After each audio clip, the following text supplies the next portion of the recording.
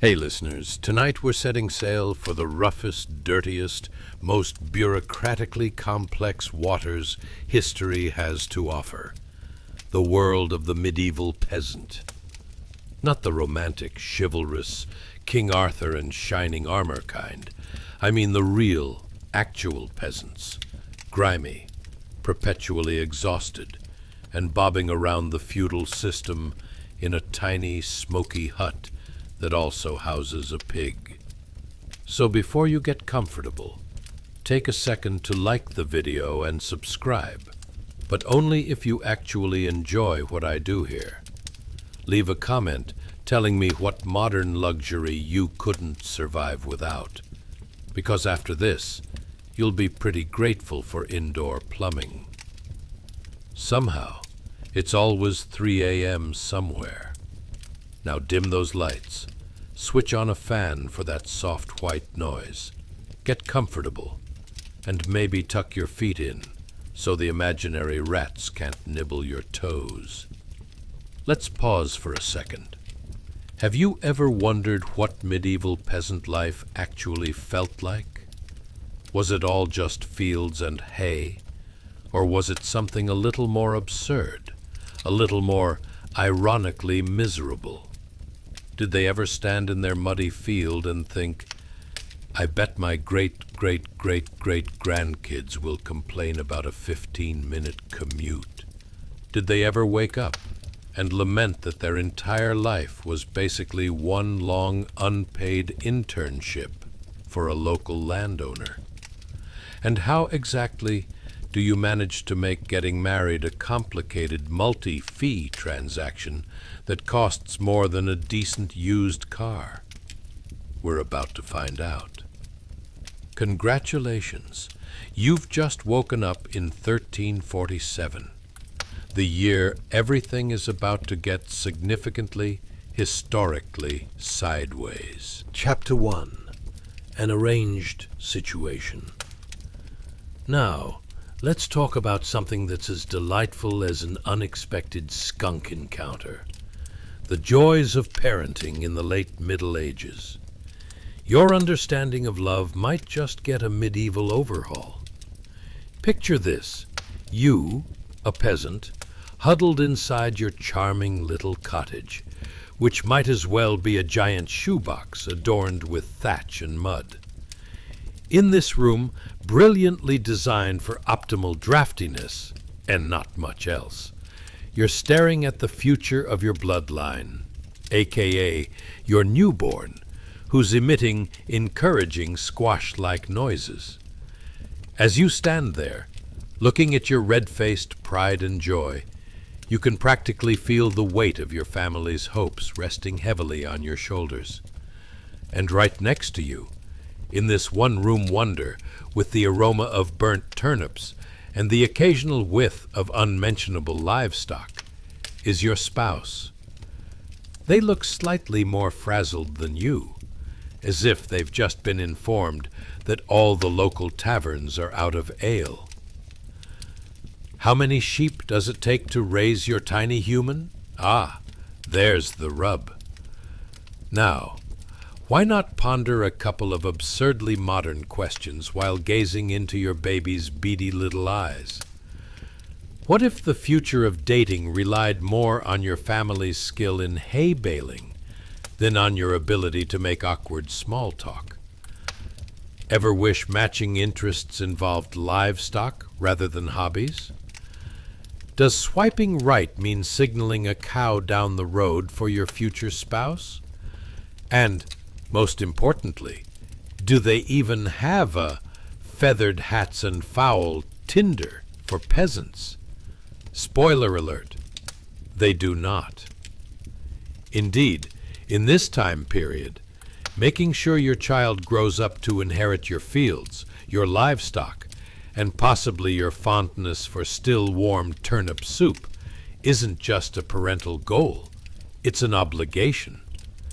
Arranged marriages weren't just for the upper crust of society. Fear not, dear peasants, you too had to navigate the murky waters of prearranged dowries. Imagine crafting the perfect pitch for what your offspring brings to the table, literally. Ah, yes, little Timothy throws a lovely hay bale and is as sturdy as an ox. Willing to do the bulk of the yam harvest? What a deal!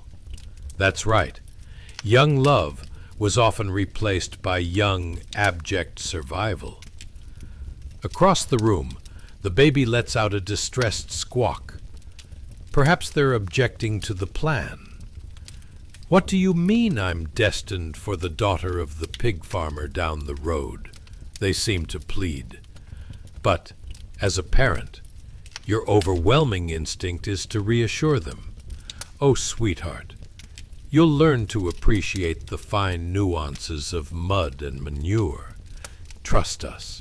Your future is practically set. But let's not gloss over the reality too easily. Love stories, as you might imagine, weren't particularly heartwarming back then.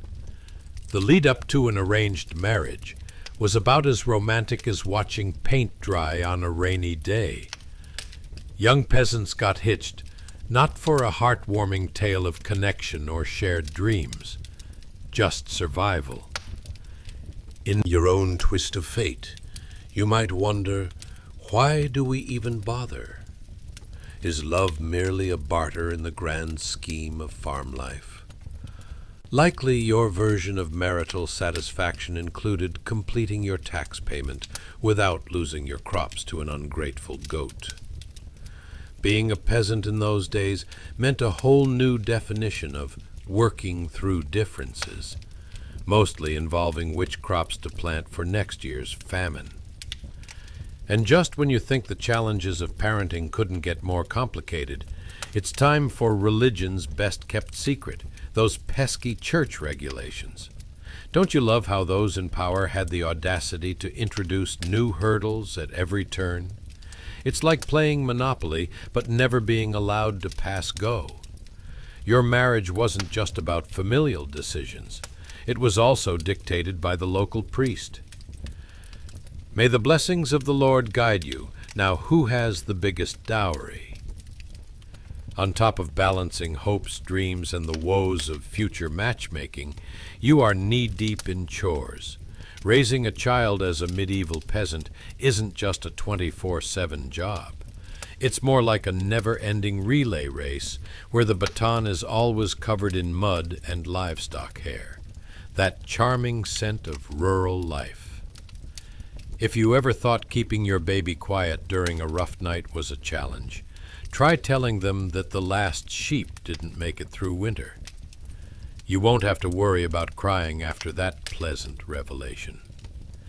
In the stillness of the cold nights, every gurgle and squawk reminds you that love is expensive, not in roses and fancy dinners, but in the long hours working the fields, negotiating over livestock, and praying that the crops will grow before winter decides to extend its frosty grip. So as you stand brilliantly underdressed in that rough linen tunic, with the warmth of the hearth battling the icy draft, remember that every tear from your infant means a future filled with dirt, animals, and unwavering parental love, even if they potentially end up in a marriage deal you whipped up faster than you could say turnip soup. After all, if you can't be romantic, at least you can be practical and slightly sarcastic. As the fireplace crackles and the thoughts of the future play in your hazy, sleep-deprived mind, know this. The world may seem as grim as a muddy pigsty, but at least you've got each other, damp linen, and maybe one or two rosy-cheeked dreams of what love might someday look like, once you both figure out which goats belong to whom. Chapter 2. Counting Blessings and Coins. Now let's step into the dim glow of a smoky cottage, where you will find a young peasant girl anxiously watching her mother count a few silver coins. The kind that give you the feeling that you're rich enough for an extra bowl of gruel, but not much else. The tallow lamp sputters softly, barely pushing back the shadows that loom like that one weird uncle who always shows up unannounced at family gatherings. The walls, made from wattle and daub, seem to whisper age-old secrets as they cast long, worried shadows, hinting at ancient anxieties about dowries and life choices that would make even a medieval therapist cringe. The air is thick with the lingering scent of burnt turnips and something like desperation. Your mother, with furrowed brows and fingers worn from years of toil, is inspecting a small chest overflowing with homespun linens, which, let's face it, could pass as the medieval equivalent of the most basic starter kit from IKEA. Cotton luxuriousness? Please.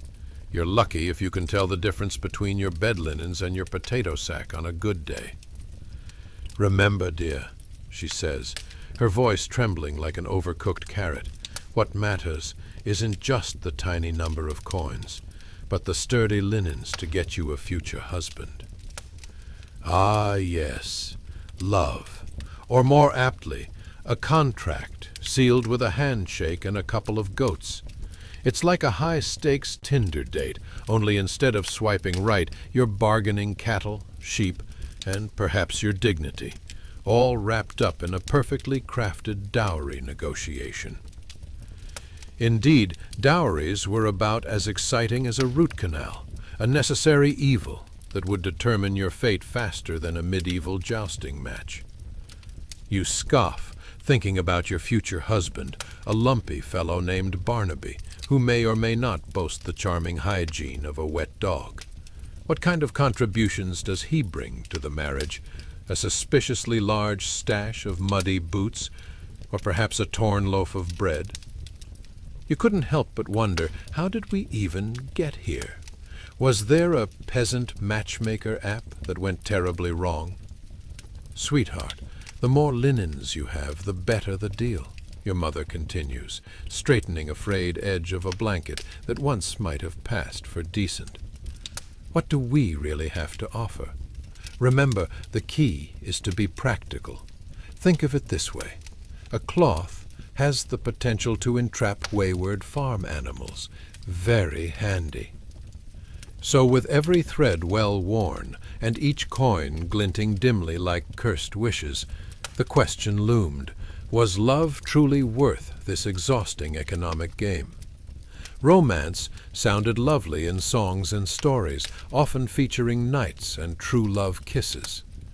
In reality, your future looked more like an arrangement of livestock and peeling vegetables. The thought dances in your head. Perhaps you should start a list of pros and cons. Every potential suitor could be rated based on their livestock contributions, ability to haul straw, and of course the all-important turnip soup approval rating. You chuckle at the idea of future generations keeping score on a wall calendar, inscribed with important metrics like January, married Barnaby, February, haunted by the scent of cabbage. And while you contemplate the fluctuating value of a good husband versus a particularly stubborn goat, there's something else at play. The frigid winter outside serves as a grim reminder. Its biting chill stabs through the wooden walls, creeping in through the cracks like an uninvited relative who thinks they're just too cute to be turned away. Survival was never just about securing a warm bed. No, that would be far too simple. You catch sight of the small clay pot set precariously on the rickety table, its contents riddled with herbs and bits you can only hope are actually good for something other than attracting unwanted rodents. Will this keep the frost from claiming our crops, you wonder? Or is it just another sad attempt at summoning the spirits of the kitchen to guide you through a particularly wretched winter? A sudden gust rattles the window, or what you'd like to pretend is a window, reminding you that nature serves no one. As your hands nervously twiddle a stray piece of linen, an inescapable thought crosses your mind. What if, instead of a husband, I just invested heavily in the community's sheep shearings? You glance at your sheep grazing outside, desperately hoping they haven't developed an attitude problem. Who knew that you might be better off striking deals with sheep than humans? And just when you think you've unlocked the secrets to finding the perfect husband, reality takes another whimsical turn. Too bad we don't have Wi-Fi. How else would I be able to post my latest linen collection, you muse, picturing your poor future husband following you, unable to understand that packets of straw and heaps of vegetables are not the same as our modern-day food delivery. In this peculiar race for matrimonial bliss, or simply survival, every family decision echoes through time, one messy, glorious, and painfully ironic journey that sends you careening toward the future, guided by hope, fear, and an unrelenting love for frugal linens. With every bit of coin passed from hand to hand, you find comfort in the knowledge that, whatever happens, the weight of your community, filled with eccentrics and farmers' secrets, will always dance alongside you, and perhaps just help you find that pesky cow who ran off with Barnaby's prized turnip. And so, as your mother carefully stashes the few silver coins into the chest, you can't help but wonder, are you really just paying your dues to the fleeting, shimmering idea of love? Or are you simply bartering for a piece of normalcy in a world that, the more you think about it, could always use a little more humor? Chapter 3. A Dance of Harvests and Heartbeats. Now, as the sun hangs in the sky like an overripe melon, let's wander into the vast expanse of that harvest field. Grab your imaginary sun hat. We're plunging headfirst into a scene where the air is thick with ripe barley, ready for the scythe. And maybe some secret crushes, too. There's a cacophony of laughter and groans among the bent-backed laborers, wielding their scythes like medieval warriors preparing for battle. With grain. Amidst the hustle and bustle, two figures stand out. A young man with tousled hair and a smirk that could charm a wayward calf, and a woman, her flowy garment brushing against the golden stalks like a gentle sigh among the chaos. As their eyes meet during a brief exchange, a cup of water passed between them. You could almost hear the sound of harps playing a romantic tune. Or perhaps that was just the rustling of the barley, making your heart skip a beat like a lute player who forgot the tune. With the high noon sun beating down like a judgmental parent at a talent show, their rough hands brush briefly together, sending an electric shock of desire that's about as practical as a potato peeler made of cucumbers. I mean, who thought that a life of endless manual labor could also spark romantic excitement? Talk about complicated emotions amidst barley and back pain. Now, you might be wondering, how does love blossom amidst the smell of sweaty tunics and fields of barley? Is flirting simply sharing a cup of cloudy water? Or do you throw in a turnip for added interest? In your day, it might involve swiping right and a few well-placed emojis. Here, it's boiled down to shared labor and a longing glance. Ah, the simplicity of ancient courtship. Thou art fair, but can thou bring in the harvest, and not trip on thine own feet? The harvest is grueling, labor-intensive work. While today we might consider a treadmill torture, the medieval peasant considers scything wheat a form of cardio, albeit with a side of existential dread. What happens if I stub my toe? Oh, right. More work tomorrow. they sigh as they swing their blades, biceps bulging impressively, at least until they collapse into a pile of straw like a lazy potato. But there in that sweaty field under the blistering summer sun, a silent language of glances and brushes of hands grows ever more potent. For medieval farmers, romance wasn't about candlelit dinners or swanky hotels, but rather shared labor and an understanding of who can throw the heaviest sack of grain. So as the tall golden stalks waver in the breeze, every glance is laced with budding attraction. Kitchen secrets and shared laughter fuel what could very well be a love story, one that skirts the reality of doom-laden dowries. Sure, these two might love each other, but no one can forget the specter of Barnaby the unhygienic lurking in the background, waiting to pounce with an overly charming offer of sheep. Their moment continues like a well-choreographed dance. They work side by side, sneaking glances over the heads of other laborers. Is this really how love works, you ponder? Should we be giggling at a stranger's bad joke, or haggling over the price of a goat? It's valid anguish, especially when earth-shattering romance could be a mere torn sack of rye away. Perhaps you've experienced this kind of awkwardness too, sharing fleeting glances at a co-worker's lunch break that leaves you contemplating the philosophical implications of what they might have packed. You know the classics. Did they choose turkey or tofu? What would that say about their personality? Just think of this medieval pair as turbocharged. This is not just a casual exchange of glances. A sprint toward the same bus feels like a chariot race in comparison. But let's not forget the momentary tranquil beauty amongst the labor.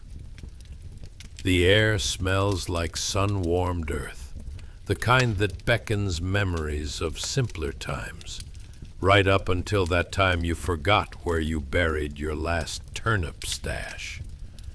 The fields stretched endlessly before you, a never-ending sea of gold, interrupted only by the odd peasant feigning nonchalance while dreaming of a life beyond this harvest. Indeed, as laughter floats above the wheat like the scent of baked bread, you realize, even amid the bleak grind, fleeting moments matter, and love has a way of sneaking in when you least expect it, like a mud pit at a village fair. But nature being what it is, the sun will set, the harvest will end, and those charged glances may be nothing more than wistful memories tucked away in the annals of peasant folklore. As the shadows lengthen and hunger gnaws at your belly, the world reverts to everyday life again. The toils, the struggles, and the search for a bit of joy amidst the grime. In the end, what is the moral of this medieval romantic tale? Perhaps it's this. When life hands you back-breaking work and questionable hygiene, maybe, just maybe, the warmth of human connection is worth its weight in barley. And if love can thrive alongside blisters and hay fever, what excuse do we have in the modern age? Care for a cup of cloudy water? Or is it merely a romantic gesture dressed in the rough cloth of medieval reality?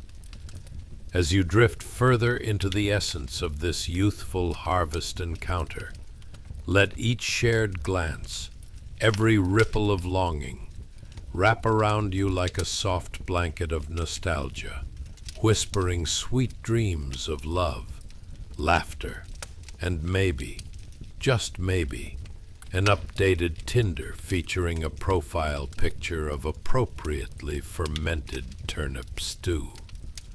Feel free to dream as the grains sway gently in the warm breeze. And remember, even in the harshest of times, the heart finds a way to bloom. Chapter 4. The Business of Love and Cattle. Now, let's set the scene at the Lord's Manor, where the kind of amorous gestures that do not involve flowers, and definitely not chocolates, take place.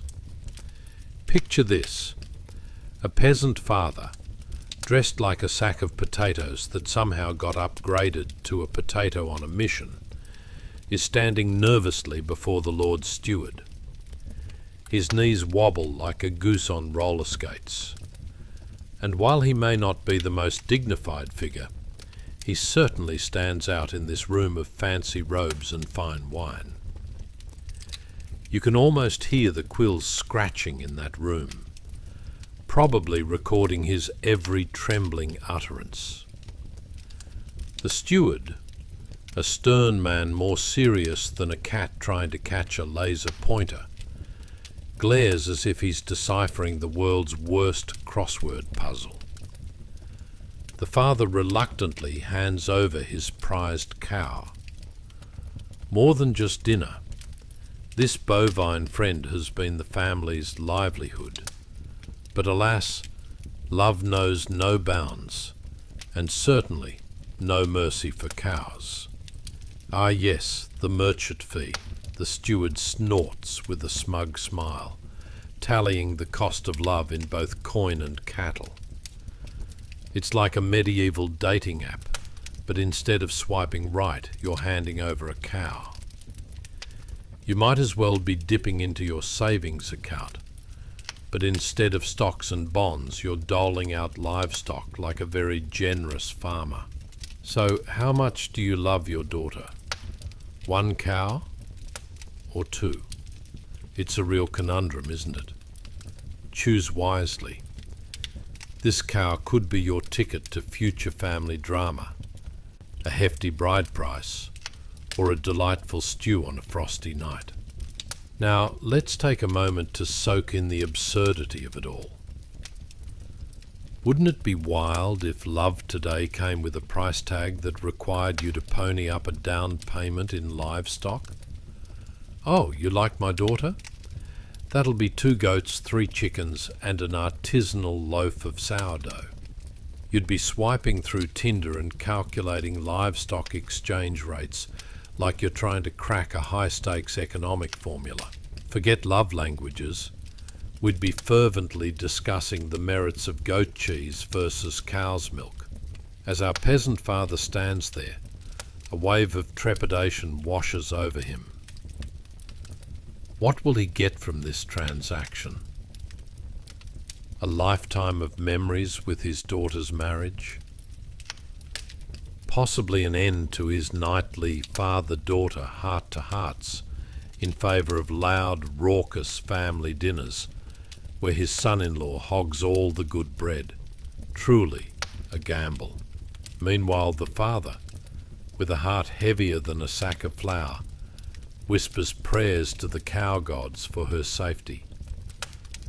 It's no mere transaction. It's practically an emotional roller coaster ride, complete with loops of anxiety and the occasional drop into pitiful regret.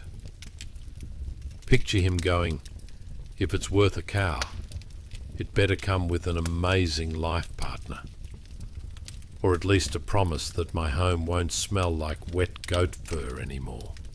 With a heavy sigh, he watches the steward inscribe the final details into his ledger, like he's carving them into stone tablets. 1.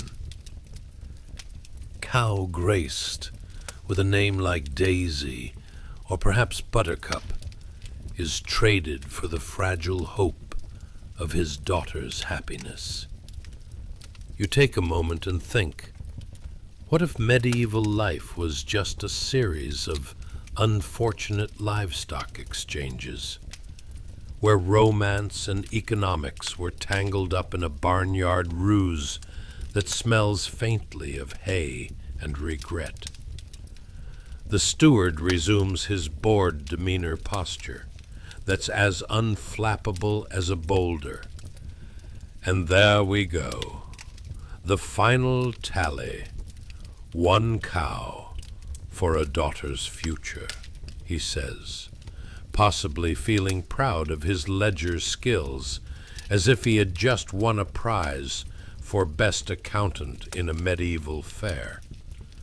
Fantastic, the father replies, though let's be honest, how many of us have feigned happiness while internally calculating how much this whole situation is going to cost us in the long run.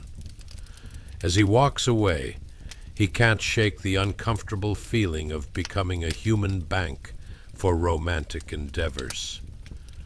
Ah, love, the great equalizer, bridging the gap between rich lords and sweaty peasants, 1 cow at a time. Now, as you slip deeper into this humor-flecked narrative, you might be wondering what comes next. Will our humble peasant father face any unforeseen challenges in his quest for romance? Will his daughter discover that her new husband can't tell a pig from a bicycle? Can love endure amidst the awkward exchanges of cows and dowries? Spoiler alert, it's going to get squishy for all involved. As the good people of the manor scuttle about, adjusting their tunics and wiping their hands on their aprons, remember that love back then, fraught with barter and self-doubt, was complicated. You see, true affection often lies buried beneath layers of yet-to-be kindly disclosed family drama and livestock negotiations, creating a tapestry of medieval life that you can't help but chuckle at. As sleep beckons, let the absurdity of cow negotiations lull you into a dream where romance is as simple as throwing in an additional chicken or a nice loaf of bread. Ah, sweet dreams, my fellow time traveler. Chapter 5. The Perils of Wooden Hearts and Shy Affections. Now, let's shift our focus from the grand complexities of cattle transactions to something much softer, yet intricately perilous. The delicate dance of love in the shadowy corners of a medieval village. Picture a slim young peasant man, let's call him Cedric, because every good story needs a Cedric, standing nervously outside the village alehouse. His hands are rough and calloused, perfectly designed for farm labor, yet clumsily clasping a small, crudely carved wooden heart, as if he's holding a philosopher's stone rather than a piece of wood. As the dim light flickers, illuminating the dread and delight flickering in his eyes, you can't help but think about how love often feels like an expensive hobby even today. Ever tried to impress that special someone with a gift so simple that it almost teeters on the border of ludicrous? Picture showing up at a date with a rock painted like a cute animal, a trendy act in the modern age that would elevate you from mildly interesting to highly questionable. Now top that with the fact that Cedric's makeshift gift might actually be considered heartfelt, if heartfelt was synonymous with someone just used whatever was lying around the barn. He breathes in deeply, the scent of stale ale and something that vaguely reminds you of feet haunting the air, and takes the plunge, awkwardly thrusting the heart toward the blushing village maiden. Let's call her Elowen, because honestly, every Elowen is destined for great historical awkwardness. Her cheeks flush a bright shade of crimson, as if someone had poured a bucket of rosy paint over her head. She glances at Cedric with a mix of fear and excitement, as if he'd accidentally challenged her to an extreme sport known as medieval courtship. Have you ever wondered what it's like to navigate those first few seconds of revealing your feelings? It's practically a high-wire act with no safety net. evoking laughter only if you manage to avoid plummeting into the abyss of awkward silence. But in medieval times, this was a whole new layer of peril. There was no texting, no screens to hide behind. It was all face-to-face, heart-in-throat action, like wandering into a lion's den clutching a slice of meat. "You, like it?" he mumbles, his voice barely louder than a squeak. Cedric's heart races faster than a chicken on a hot stone, because confessing your affections could lead to anything. Blissful happiness, bringing a daydream of shared bread and perhaps a cow of her own. Or unspeakable doom, resulting in being branded the village fool. Cough, cough, Cedric. Elowen gazes down at the wooden heart and forces a smile, but deep inside she's juggling her expectations like a court jester at a noble feast. "Oh, Cedric, it's adorable," she replies, and you can almost visualize the frantic script running through her mind, debating whether adorable means absolutely priceless, or an item left behind during a Wild West-themed barn raising. Meanwhile, a nearby group of peasants overhears this exchange, rubbernecking like they're witnessing a royal parade gone wrong. They exchange glances equivalent to a medieval gossip hotline. "Did you hear? Cedric won't be needing that wooden dowry after all." Someone snickers. Because yes, while he might be the brave soul aiming for love, he's also just another player in the game of medieval gossip. Romantic endeavors had nowhere to hide back then. Love notes were less paper, more scandal, and sometimes wooden hearts carved in the dark. And let's not forget the sheer risk of emotion. Picture this. If Elowen had reactively tossed that heart back at him, well, that could lead to an embarrassing chapter in Cedric's life story. Instead of trading hearts, he'd be dealing with actual heartache, potentially becoming the poster child for gloves for 21st century rejection. Truly, romance in the late Middle Ages carried a menu of potential disasters, somewhere between sighing dramatically and being brutally mocked at the tavern. Of course, this budding affection is perilous on many fronts, mainly the societal pressure and judgment from their surrounding peers. What if someone mistakenly thinks Cedric is simply trying to butter Elowen up for a favor, like borrowing a pail of water, or, heaven forbid, asking her to mend his tunics? Conversations about love were often intertwined with practicalities. Could this union bring more goats into the fold? An acceptable overhead considering rain-soaked hay wasn't exactly a profitable business. Elowen finally manages to return a half-smile, a fragile truce between her emotions and the villagers' scrutiny. "You know, Cedric, if I had a piece of silver for every time I received a wooden heart, I'd be richer than Lady Quirk, who has a penchant for hoarding stolen spoons," she banters, a playful glimmer in her eye. "Only the finest spoons for my beloved," Cedric responds, warming to this unexpectedly sweet, light-hearted banter, imagining how they could, in a forest filled with laughter and birdsong, depict a scene out of a romantic play, the kind that would leave the entire village aghast. Ah yes, the whimsical charm of modest beginnings, polishing his heart-shaped trophy, not of gold, but of hand-hewn wood. He realizes that this fragile exchange, full of hesitations and laughter, may very well be the seed of a love story far more entertaining than any noble affair down the roads. As energy crackles in the air, Cedric and Elowen ignore the curious glares trained upon them. They dwell in that precious moment where tender affection and humor collide, realizing that sometimes, in the grand scheme of life, love, even expressed through a doodle on a still damp barn post, was the greatest adventure of all. At least until the morning's chores came calling.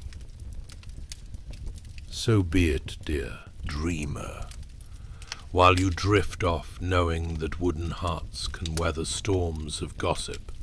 Remember that in those dim corners of village life, love was not just an wooing endeavor.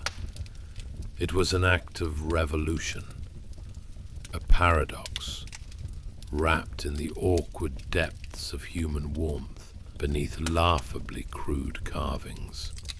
As sleep gently sweeps over you, let the absurdity of a peasant romance cradle you into dreamlands more vibrant than the starlit skies above such soft, rural absurdities. Chapter 6. The Cost of Love in the Owner's Manual for Frostbite. Hey guys, welcome to another episode of Historical Absurdities. Tonight's tale is colder than the disdain your last date felt when you claimed to love pineapple on pizza. We're diving into the frigid, frost-bitten love lives of medieval peasants, and boy, their emotional dilemmas would make a reality TV show look like a Sunday picnic. Imagine it, a young couple, Cedric and Elowen, locked in a tender embrace at the edge of a bare woods, the ground dusted with frost, and the chill not just from winter, but from the judgmental gaze of their village church's steeple. Yes, folks, that shadow looming behind them isn't just any tower. It's looming like your mom during your 30th birthday party, reminding you of every questionable life choice you've ever made. But hey, before we wrap ourselves in our imaginary wool cloaks and jump deeper into the vibrant, icy love life of ours, let's take a moment. Like, seriously, what was it like to navigate love in a world where even a semi-ripened apple occasionally cost an arm and a leg?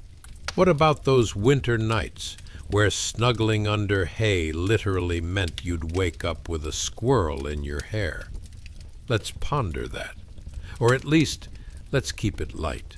Now, picture your young smitten self standing on the edge of a dark forest, heart racing like a chicken in a blender. Ever told someone you loved them while the village gossip was within earshot? No? Well, they did.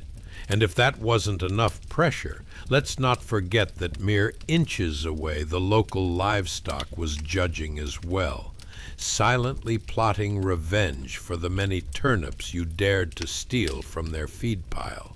Congratulations, you've just woken up in 1347, where the idea of romance would make Shakespeare's sonnets seem like limp potato sacks. But let's zoom in on our dear Cedric and Elowen, shall we? The air there is crisp, like opening a bag of frozen peas, but with the added bonus of a fragrance that hovers somewhere between fresh pine, old socks, and maybe a sprinkle of last week's cooked cabbage that never knew it was getting a second life. You can hear the crunch of frost beneath your feet, a sound reminiscent of stepping on a bag of chips while trying to sneak a late-night snack. This is love in medieval times, where every kiss is accompanied by a brave battle against the chill of desire and frostbite. Now Cedric, bless his wooden heart, leans in closer to Elowen and whispers what he probably thinks is the most romantic line ever. You feel like a warm loaf of bread fresh out of the oven. And that's adorable. like trying to woo someone with a coupon for their favorite fast food joint. But you can't blame our guy too much. Back then, eloquence was rare, and affection was a secret currency, much more valuable than even the tastiest goat cheese. You can almost picture Cedric's heart racing, hands trembling in the world's most awkward high-stakes game of pat-a-cake. Do you think this kiss could earn me some favor in the great court of love and maybe an extra turnip for my next stew? If you think that sounds desperate, remember, your biggest problem today is deciding between a carbonated drink or a cup of tea while binge-watching your latest obsession on Netflix. Back then they were like, shall we embrace and risk the both of us becoming public spectacles at the next village gathering? But just as their hearts seem ready to leap into the frosty embrace of passion, Elowyn plants a reminder stick, similar to the ones you'd use to poke your friends awake after a late-night study session. Cedric, what happens if Father finds out we're here? Because, naturally, no moment of bliss could exist without a hint of impending doom. You see, in the medieval matrimony handbook, right between the how to generate an heir and what to do when your mother's cat dies, they had an entire chapter dedicated to the consequences of public displays of affection, a recipe for ruin. And so, there at the penchant of adventure, fun, and frostbites, a line is tentatively drawn, and the heat of their emotions cools quicker than last week's leftover pudding. You can practically hear the village's cliques whispering behind your back as you thoughtlessly greeted your crush with the gift of affection. Yet, in this awkwardness lies so much potential drama. Yes, Elowyn could just as easily toss that wooden heart back at Cedric as she could swoon like they were in a medieval love story. What a conundrum! One minute you're sweet-talking with suggestions of sharing bread and goats, and the next it's all about avoiding getting branded as a fool. Wouldn't that just make for an intriguing romance novel? Oh, the secrets of young love while navigating the icy bridge of social expectations. But humor me for a moment, dear dreamer. Those moments filled with hopeful trepidation, the gentle urging of hearts emboldened, often carry whispers of destiny. Because in a world filled with wood-carved hearts and rustic realities, Cedric and Elowyn dared to dream. They grasped their fleeting emotional warmth under the icy scorn of the church bells, firmly reminding themselves that deep down, winter cannot freeze the warmth of connection. And, as awkward as it may seem, love has always been the loudest echo, rising against the urgent tremors of forbidden frosty kisses. As the stars twinkle like glimmers of untold stories, let yourself fade into the warm embrace of that gentle absurdity, drifting further into the realm where medieval affections blossom despite the chill creeping in. And know that every wooden heart has its own tale of courage, laughter, and a dash of icy rebellion waiting to be discovered. Chapter 7. The sound of marriage banns and the weight of a bride's dress. Hey guys, welcome back to another episode of Historical Absurdities. Tonight, we explore a gathering even more awkward than the last-minute party where you're stuck with that one friend who keeps trying to convince you that vegan cheese is just as good as the real thing. Picture this. A humble stone church, filled to the brim with villagers whispering and sneaking glances, while the village priest reads the marriage banns for the third time. Can you feel the suspense? It's thicker than the porridge Granny made that one time you were too hungry and thought, what's the worst that could happen? Spoiler, you shouldn't have eaten it.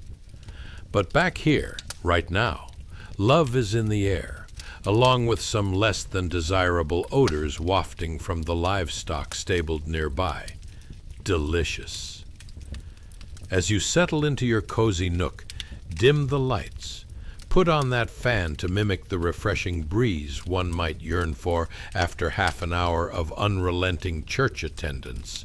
And remember, every minute you spend in the pew means you're one step closer to witnessing a union crafted by awkward chats and potential emergency turnip shortages.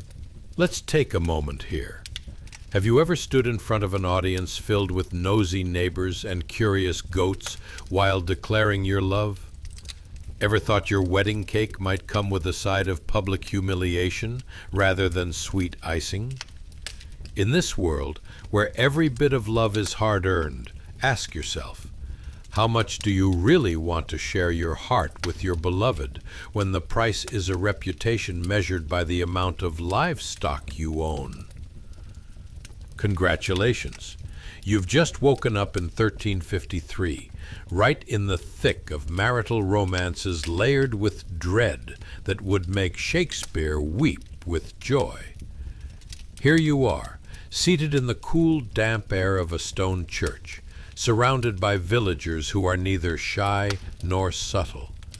They're eagerly leaning in, like hungry jackdaws eyeing your lunch, while you try to explain to them that you didn't bring any, and your love life isn't a three-ring circus, thank you very much.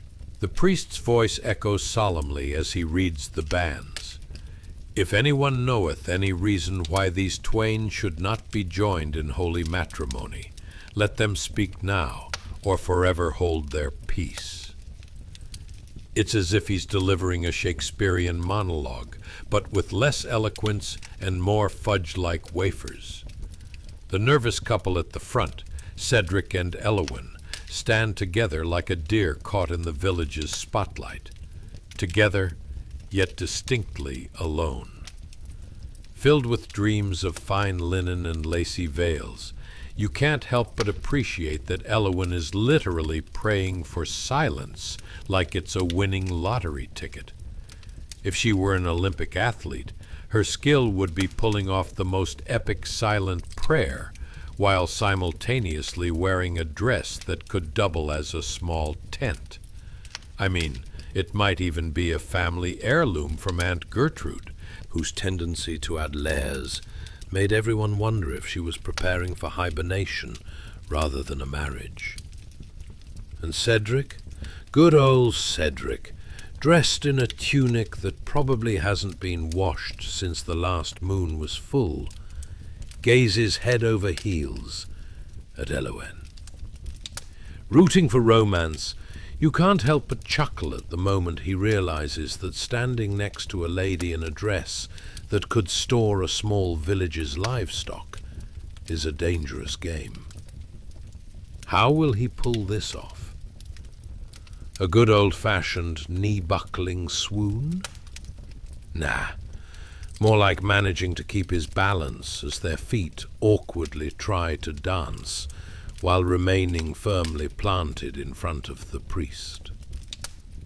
As your mind wanders, you wonder, does Cedric even remember how to say "I do" without sounding like a frustrated goat at feeding time?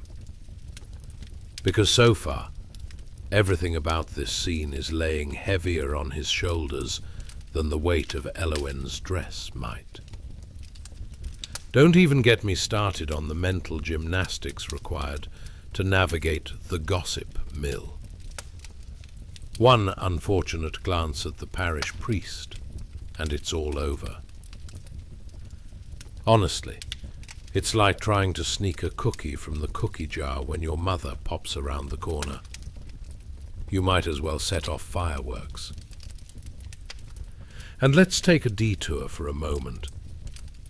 What was it like to get married in front of a church full of people who've been eagerly waiting for you to mess up?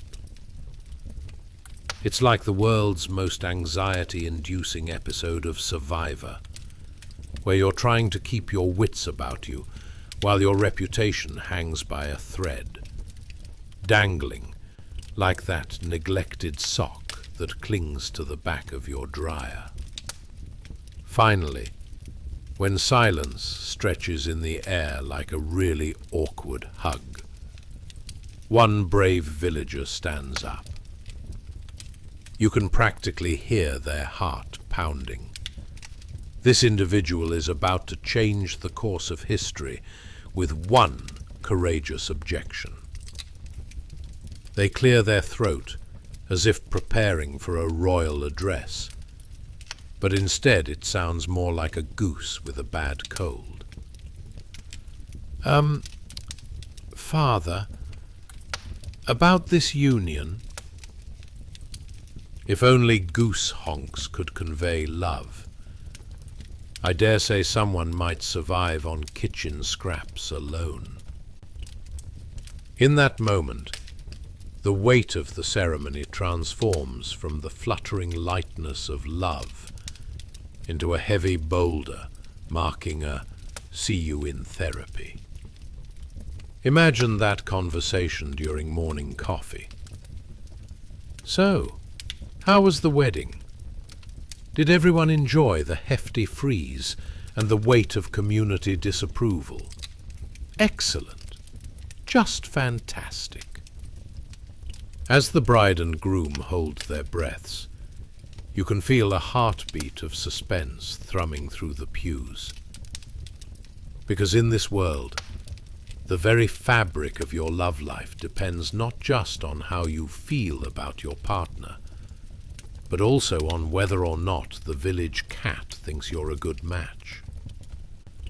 Those whiskers can be harsh judges. And there you have it, dear listener. Love was never simple in these medieval decades. It's a blend of happened chances, a dash of communal approval, and hearty helpings of gossip. Cedric and Elowen, with arms reaching across frost-bitten thresholds of hope, dared to venture into matrimony, planting their hesitant feet on that questionable altar. But as you snuggle into your bed, thick blankets cozying around you like a well-worn hug, remember this enduring truth. In a world where love was an expensive gamble, and the stakes higher than the piles of laundry in your corner, Cedric and Elowen were still the bravest souls we've yet to encounter. And while the priest may wield the power of the banns, let it be known that nothing is as powerful as the audacity to love against all odds. Chapter 8. Feast and Fumble, the awkward dance of love and roasted pig. Hey guys, welcome back to another delightful journey through history's quirks and crannies. Tonight, we dive into something so beautifully messy, it makes a tangle of holiday lights look like a model of efficiency.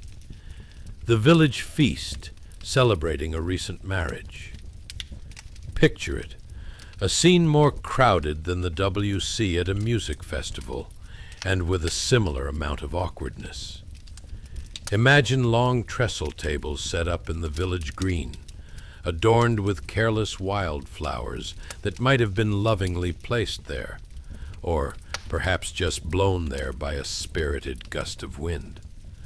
They couldn't decide between decoration and goat supper leftovers, providing a genuinely enriching atmosphere.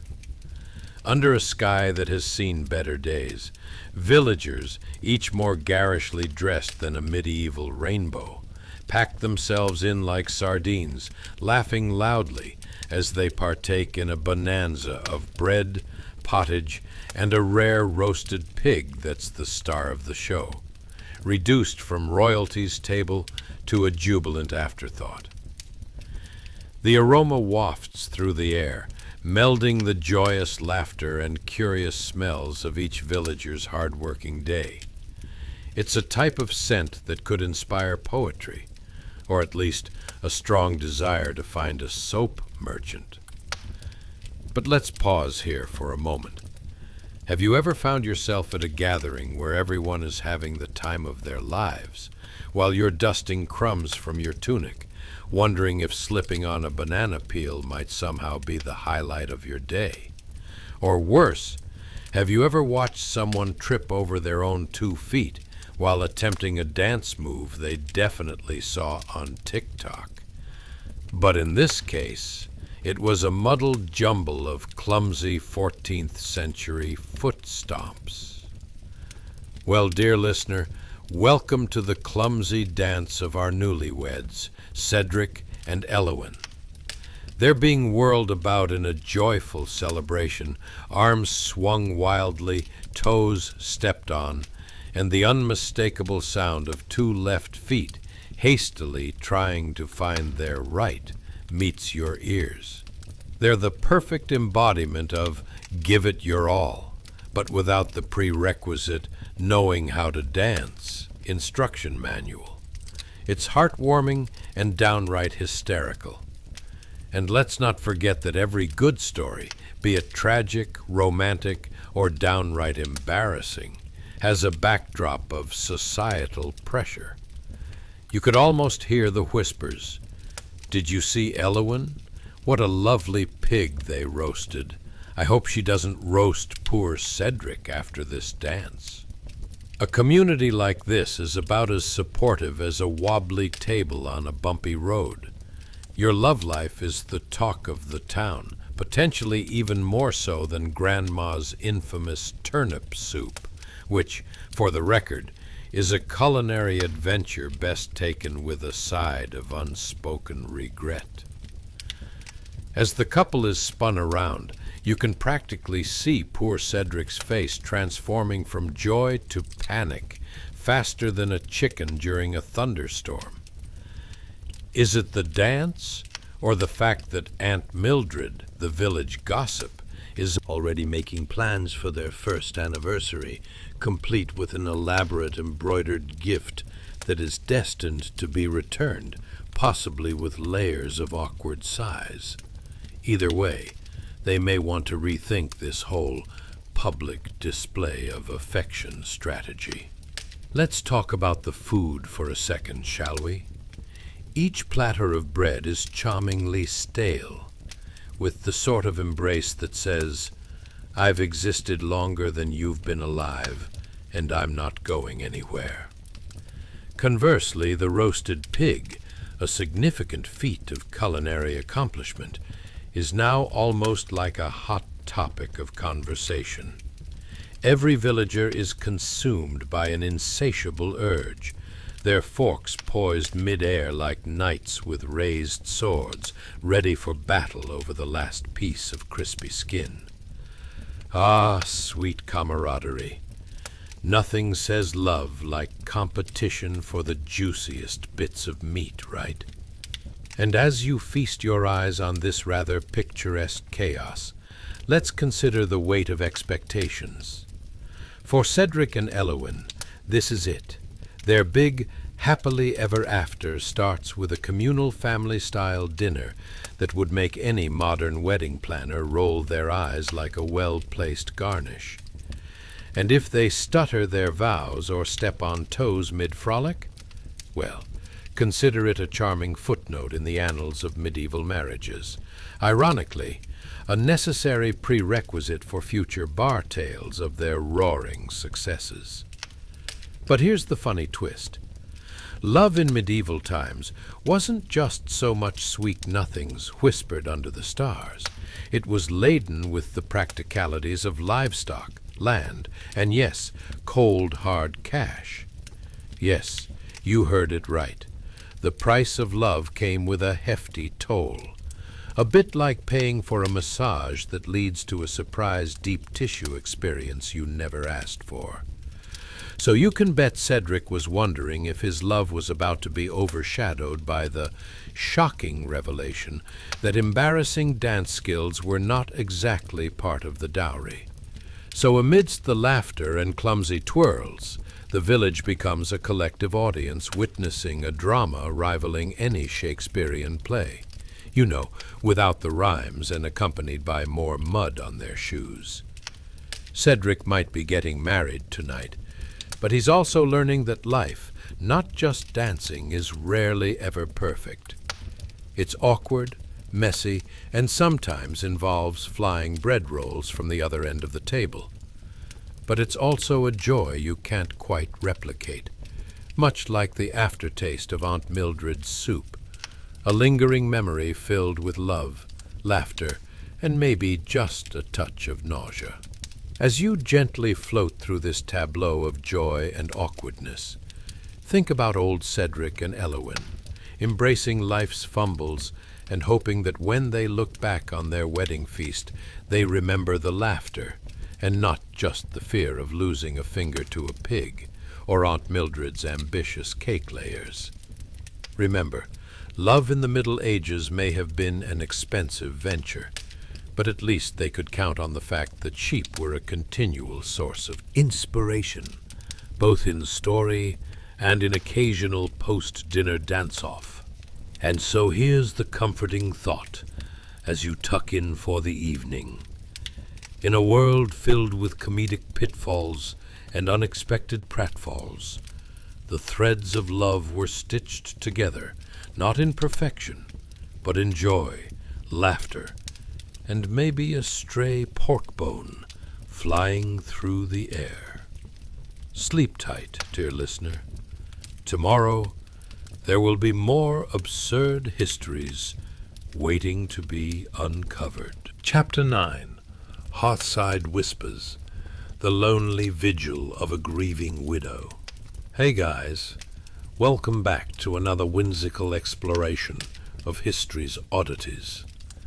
Tonight we're diving into something a bit heavier than a medieval knight's armor, but certainly lighter than his sword. The somber existence of a newly widowed peasant. Yes, that's right. While other villagers are busy dancing the night away, a grieving soul wrestles with lingering memories by a smoky hearth. Imagine this. You find yourself in a one-room thatched house, somewhere in the late Middle Ages. The walls are made from a hodgepodge of mud and straw that would make a toddler's art project look Picasso-worthy. The interior is dim. Just the faint flicker of the dying fire spits shadows across the room like a bad campfire story gone wrong. Where there once was warmth and laughter, now sits one solitary figure, a weary widow named Ethel, haunting the corner like a slightly more melancholic version of the ghost of Christmas past. Ethel clutches a threadbare blanket like it's the last piece of toast in a world gone gluten-free. Her eyes, once sparkling with life and love, now reflect the deep blues of sorrow mixed with the soot-blackened walls. She peers into the smoky hearth, a portal to better days, where her spouse used to roast the occasional rabbit. Moments basked in laughter and the delicious aroma of dinner.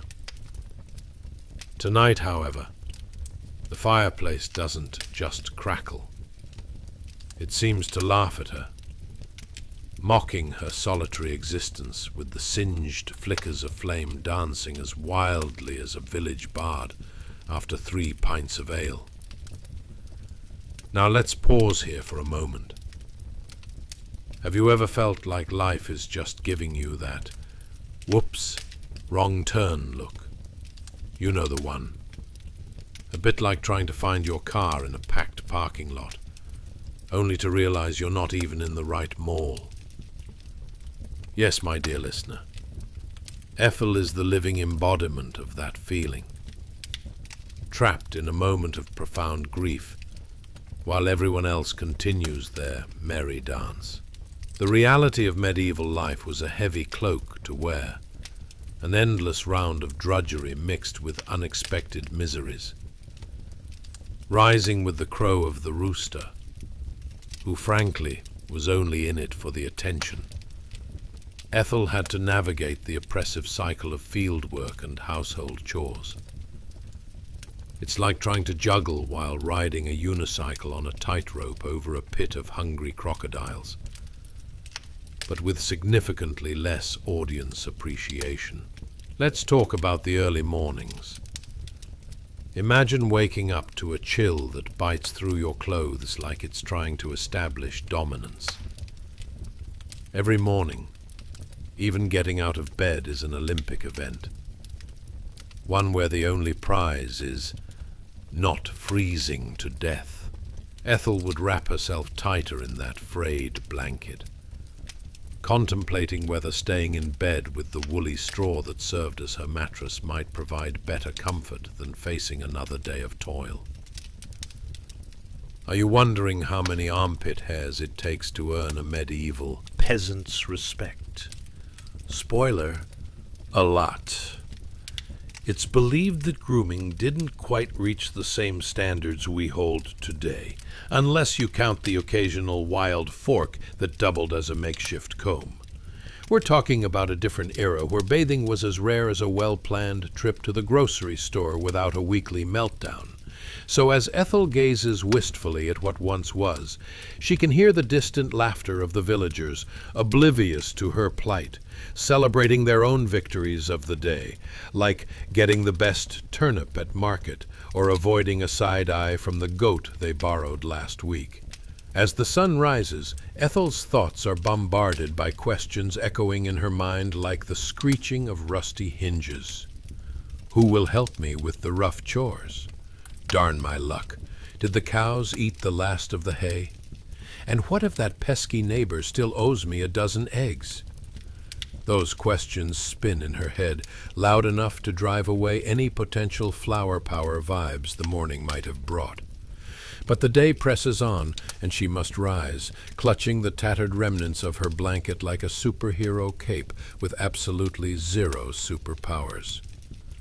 On her way out, she pushes her way through the door, the stench as inspiring as the last time she tried that turnip soup, which, honestly, felt like a betrayal on several levels.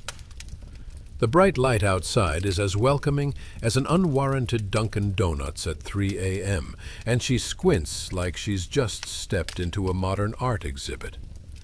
With every shuffled step towards the fields, Ethel passes villagers blissfully unaware of her quiet heartbreak.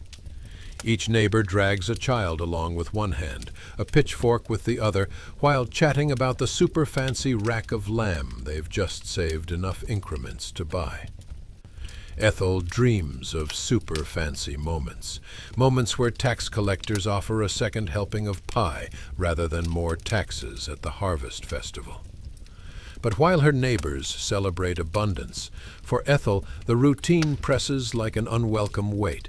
Her hands become calloused like a blacksmith's from working the land almost single-handedly. Each burrowed furrow of the soil reminds her of hard looks exchanged and stolen moments spent in love. Not to mention the rare occasion they'd both look at each other, faces smeared with mud, and burst into laughter at their reflections in the puddles from the constant rain. And yet, among the daily march of chores, there dwells a palpable sadness, a cradling of memories presided over by an empty chair where her husband once laughed heartily at her terrible attempts at bread-making. It's the kind of longing that presses down deeper than the darkest of February nights. Those who think love disappears easily are mistaken. It lingers in the crevices of life, whispering the stories of intimacy through the very fabric of hard labor. The hearth sits cold as ever, a cruel reminder that love was not only a luxury of emotion, but also of practicality. You know, better attire, more livestock, and a magical dowry that only the noble could afford. On any given operatic day, falling in love was a capital investment, one that not just took you into each other's arms, but required a shovel and a sacrificial lamb as well. So as you snuggle deeper into your warmth tonight, remember Ethel, not just as an archetype of grief, but as the tapestry of heartstrings that bind us all. The shared understanding of love, loss, and perhaps the occasional ill-cooked meal. The world, ever turning, rolls onward, but in Ethel's heart resides the echo of joy, even amidst the echoes of sorrow. Sleep well, dear listener, and remember, it's usually okay to grieve and laugh at the same time. After all, tomorrow holds plenty of stories to uncover, both lively and lonely, waiting just for you. Chapter 10. Tales by the Hearth. The Wisdom of Wrinkles. Hey guys, welcome back to another mildly interesting jaunt through history's quirks. Tonight, we're settling down into a world that's colder than your ex's heart, and possibly as complex as your last family gathering. The sagacious musings of an aging village elder. Yes, you heard that right. While one misfortuned soul mourns their lost partner, our wise-hearted storyteller cradles a grandchild with wisdom, seasoned like yesterday's turnip stew. Picture this. The aroma of the firewood crackles, filling the air with the scent of smoke and well-worn memories, all while you softly swaddle yourself in the comfort of an old blanket, possibly smelling faintly of goat. You're cozied up by the flickering firelight, and there's an elder with a face that looks like a road map to nowhere, punctuated by years of laughter, loss, and the occasional unfortunate misstep in the vegetable patch. But before we dive into the tales of love and survival, ask yourself, have you ever pondered what it was like to fall in love when the only romantic gesture you had was sharing an entire turnip? Or have you found yourself wishing you could trade your Wi-Fi password for a simple meal of roasted squirrel for two? Oh, and let me not forget, ever attempted to woo someone with nothing but the charisma of a muddy Wellington boot? Well, tonight's tema is ripe for the picking. Congratulations! You've just woken up in the late Middle Ages. The year is particularly complex, 1348. Imagine the clamor of life beyond your cozy room, the faint echoes of laughter flitting about, the plaintive wails of livestock embedded in the ambiance. Is that a pig being chased, or just villagers weaving their gossip like the world's worst knitting circle? Now, let's pull our chairs a little closer to the fire and hear what our wise elder has to say. Ah, my dear, they start, voice smoother than a wizard's best elixir. Love is a bold venture indeed. You can practically see the tales spilling from their lips like beeswax from a candle, soft, yet oddly chaotic. Love during these medieval times was less about heart emojis and smooth pickup lines, and more about deeply rooting yourselves in practical advantages. An emotional investment, if you will, that could rival even the hardest of asset managers. To capture a beloved's heart, one would declare your affections not through heartfelt poetry, but by presenting them with a bountiful dowry. Yes, even more tangible than your latest attempt at gathering the perfect autumn leaf collection. Picture this, our elder muses, allowing a slight chuckle to escape. It's like showing your crush your new Wi-Fi upgrade and hoping they'll notice your wall of expired memes. With that sentiment, the elder continued, "True love, my little adventurer, is born out of patience, through the seasons of planting and harvesting together, much like the extremely interactive version of a Netflix and chill evening, but with more mud and fewer snacks. The grandchild gazes up, wide-eyed and bemused, perhaps wrapping their mind around whether the idyllic romance of whimsy included long discussions of crop yields. The elder doesn't let the quizzical expression linger for too long. They weave in tales of survival. You see, my dear, survival in this era isn't just about camping out with friends around the fire.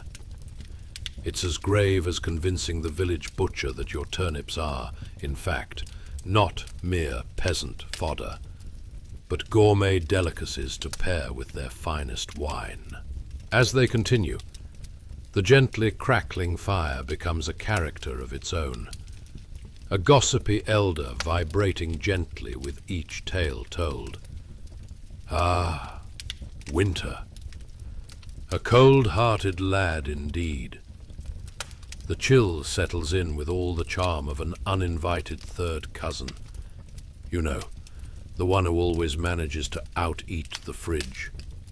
There would be nights when you'd huddle together with your livestock, moaning sheep and all, just praying you wouldn't wake up with icicles dangling off your nose. And if that wasn't ironic enough, every cuddly creature came with the bonus of containing a plethora of, shall we say, imaginative scents. With each story, the elder plucked at the heartstrings of years past, reminding the child that resilience lay not only in facing the perils of winter's bite, but also in nurturing the bond between neighbors and friends. It's like sharing a blanket at a music festival to keep warm, they chuckle, except with more mud and a potential for potato-related drama. The flickering flames offer an inviting interlude, and our elder continues. Each season brought its own troubles and triumphs, my sweet little cabbage. And while many thought love was merely a lyrical pursuit, those of us burdened by the heavy cloak of responsibilities knew better. Finding joy in the small moments, like sharing a freshly baked loaf of blackened bread. Ah, that's where true love sparkled, albeit with a suspect layer of mold. One realizes love wasn't merely a matter of hearts. It involved bread-baking skills on par with watching the neighbor's goats wander off during a particularly dry summer. Yet amid the chattering teeth and frost-bitten fingers, hope bloomed, like a stubborn weed in a farmer's pasture.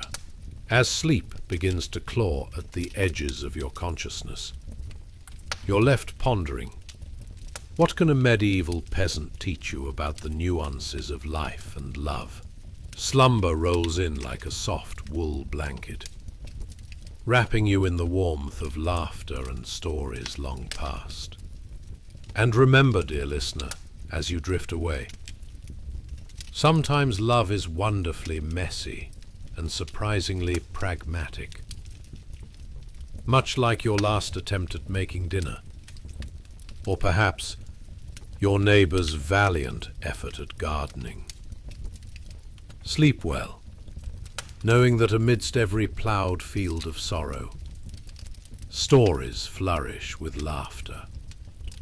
A gentle reminder that even in the grit of life, there lies a brightness waiting to embrace you. Chapter 11, Winter's Icy Embrace. Hey guys, welcome back to yet another mildly interesting venture into the past, where we find ourselves knee-deep in snow, pondering how medieval peasants survived the biting chill of winter. Tonight, we're blending history with a sprinkle of absurdity as we explore the frosty depths of life in the late Middle Ages, a time so cold you'll wonder how they didn't just curl up into a ball and hibernate until spring. But first, as you cozy up and relax, remember to like, subscribe, and comment. Only if you truly enjoy this whimsical journey down history lane, of course. I mean, if you don't, then who needs your feedback? Now, dim those lights, crank up a fan if you need a winter breeze, and get comfortable. Let's dive into a place where blankets were few and livestock was a permanent resident in the living room, rather like a roommate you just can't shake off. Picture this. How would you feel if every time you returned home, you had to negotiate princess-level diplomacy to avoid waking the snoring goat?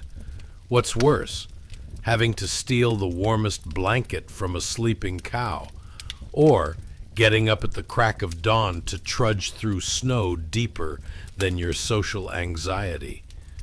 What about making the tough choice of snuggling with your sheep or your partner? Tough decisions, right? Well, congratulations. You've just woken up in medieval Europe around 1348, the year everyone decided that winter should become a team sport. As you poke your head out of a wonderfully cramped wattle and daub cottage, snow begins descending like an eager confetti cannon, blanketing the thatched roof above you. The air is still, strikingly silent, and just this side of ominous. Outside, you squint at the low gray sky, an artist's canvas for the world's worst impressionist. The atmosphere holds a weighty promise that winter is not merely coming, it's crashing down like your neighbor's grinding complaints about the goat that won't stop bleeding at 2 a.m. The chilly wind snickers, nudging at you, filling your ears with the sound of hushed trees. Welcome to the bigger, colder Poland of winter. Let's take a moment to appreciate your dwelling, shall we? Your home is adorned with the finest craftsmanship of the era, sticks and mud. That's right, your walls are a charming blend of wattle and daub, boasting insulation qualities that rival a frozen burrito. When you hear the term cozy, it really means we're lucky if we don't freeze overnight. The roof sagging under the snow slightly resembles your machine-washed favorite sweater tossed into the dryer. You start to wonder if perhaps you invested a bit too much in your earlier ventures. Should your last pint of ale really have been exchanged for fresh hay to stuff your bedding? Spoiler alert, yes, it should have. Now, you're contemplating your chances of surviving the winter. Did you neglect the art of proper fire building? Have you completely forgotten how to feed the flames without singing off your eyebrows? These practical concerns stand like tall sentinels in your mind, while wrapped in layers that smell equally of sheep and dreams of warmth. Each morning that dawns, especially ones where your teeth are chattering loud enough to wake the neighbors, is a minor miracle, and your expectations for survival are an echo of, "Please just let the icicles stay outside, thank you very much." During this long freeze, your daily tasks magically transform into elaborate ice-capades. Going to the field to tend to crops? More like an Olympic event in dusting off an inches-thick layer of frost from stubborn turnips. Ever tried to plow a field of frozen earth with nothing more than a stubborn mule? That's akin to fighting a battle dressed in a duck costume while holding an ice cream cone. Your dreams of a bountiful harvest either turn into visions of grandeur or slow-paced nightmares where playing it safe means preserving what's left of your sanity, along with that meager food supply. And let's not forget the endless fun of gathering wood. Picture yourself navigating through a forest whipped by sharp winds. stumbling upon logs frozen solid enough to make your ex's cold gaze look like a warm embrace. You come to realize that underestimating how long it'll take to drag that one log home is a surprisingly poignant metaphor for your love life. Both seem eternally out of reach.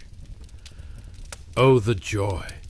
Each evening after a long day of pretending your bones weren't brittle, you'll gather around the fireplace, if you're fortunate enough to have one. Watch the flickering flames dance. Here's where the true battle begins. Sharing the warmth with your entire family and livestock, all huddled together to ride out the frosty gale. It's like a heartwarming family dinner, but instead of polite conversation, there's plenty of wheezing and whose turn it is to prevent the goat from spilling the stew. So when spring finally graces you with its blossoming cheer, and surely it will, like that friend who promises to pay you back but never does, you can proudly reminisce about the winter, how you lived on the edge. Amidst food scarcity and frostbite, bonds were strengthened, and there was always laughter to combat the chilling realities of life. Sleep now, cuddled in dreams of warmth and uninterrupted naps, knowing that in those harsh winters of yore, community thrived, even if it smelled a bit like livestock and well-worn socks. The stories shared around the fire, the laughter exchanged despite the frost. This is the essence of what will wrap you in sweet slumber tonight. Enjoy the woven tapestry of history, rich with absurdity and resilience. Chapter 12. The Struggle for Fire. Hey guys, welcome back to yet another mildly interesting venture where we continue to explore the laughably tragic life of a medieval peasant. This time we dip our toes not into a warm bath, because who has those, but into the smoldering depths of a hearth that desperately wishes it were a cozy bonfire. Tonight, let's unravel the utterly exhausting ordeal of trying to start a fire. Spoiler alert, it's sometimes less spark and more, I'm just hoping this wet kindling doesn't spontaneously combust into a small disaster. Now, before we dive into the flickering world of flames, let's take a moment to cozy up in our own theatrics. Just dim those lights, grab an extra blanket, and get ready for a rustic adventure where sticks did most of the heavy lifting and firewood was the diva of the household. Speaking of personal choices, ever wonder if campfire gatherings were actually just medieval versions of Tinder? Swipe right if you can start a fire, and left if you enjoy starry nights spent shivering next to a sputtering pile of twigs. Congratulations! You've just woken up in winter's frosty grip, somewhere around the year 1348. Yes, it's snowed over like a bad haircut in spring, and the firewood situation is so dire it feels like you're in a cataclysmic episode of Survivor, Peasant Edition. As you shuffle over to the hearth, fingers frozen into what can only be described as human claws, you cast a weary glance at the axe lying nearby. Its once proud edge has dulled more than your boyfriend's compliments about your cooking. Chopping wood isn't just a chore, it's an Olympic sport with a nasty twist. You need to summon the energy of a whole medieval burden bearer, but your body is protesting like an old mule refusing to move. This is where your great experience begins. Picture this. You lean forward, clutching a handful of soggy, miserable twigs, smelling as if they've spent an extended vacation in a swamp. You'll lovingly, more like desperately, try to start a fire with these babies. Fire is life, they say, And you can't help but wonder if the same applies to your social calendar, because right now, your social life is as dry as this kindling. Okay, let's talk technique. Ever tried striking flint and stone using fingers frozen solid? Instead of sparking flames, you're more likely to achieve sparks of frustration and an advanced degree in cursing. Once you manage to coax a feeble flame from the depths of despair, it dances like it's auditioning for a talent show. But before you know it, it's thanking you for the wet twigs and promptly goes back to sleep. Here's where the challenge ramps up. As you navigate the balancing act of feeding the fire, you realize you've been huddled closer than a squirrel in its nest. Now, this would be the perfect time for a family reunion, but instead, you're faced with all your livestock as they jostle for their place in front of the hearth.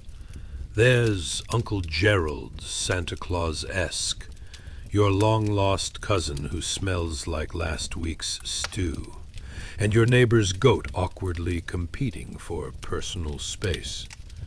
Congratulations. You've turned your little home into a medieval family sitcom, one with too much chaos and too little warmth. And what's that delightful aroma wafting around? Oh yes, that's just your breath fading into the air, fighting against the bitter cold while begging for a flame to survive. It's about as effective as trying to impress the local lord with nothing but a song about turning turnips into gold, which, spoiler alert, does not happen.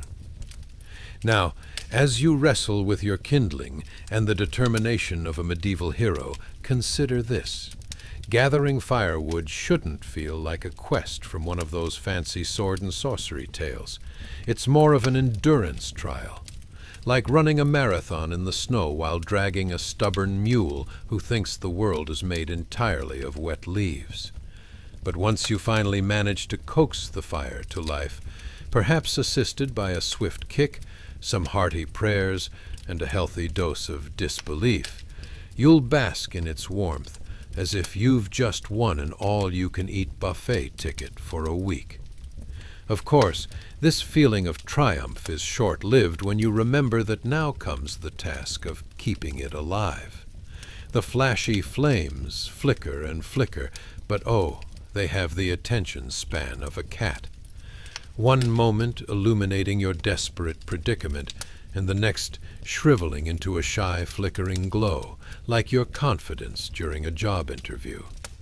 Each log added to the fire feels like paying a penance to some ancient woodland spirit, and the sooner you figure out this unholy ritual of fire-keeping, the better.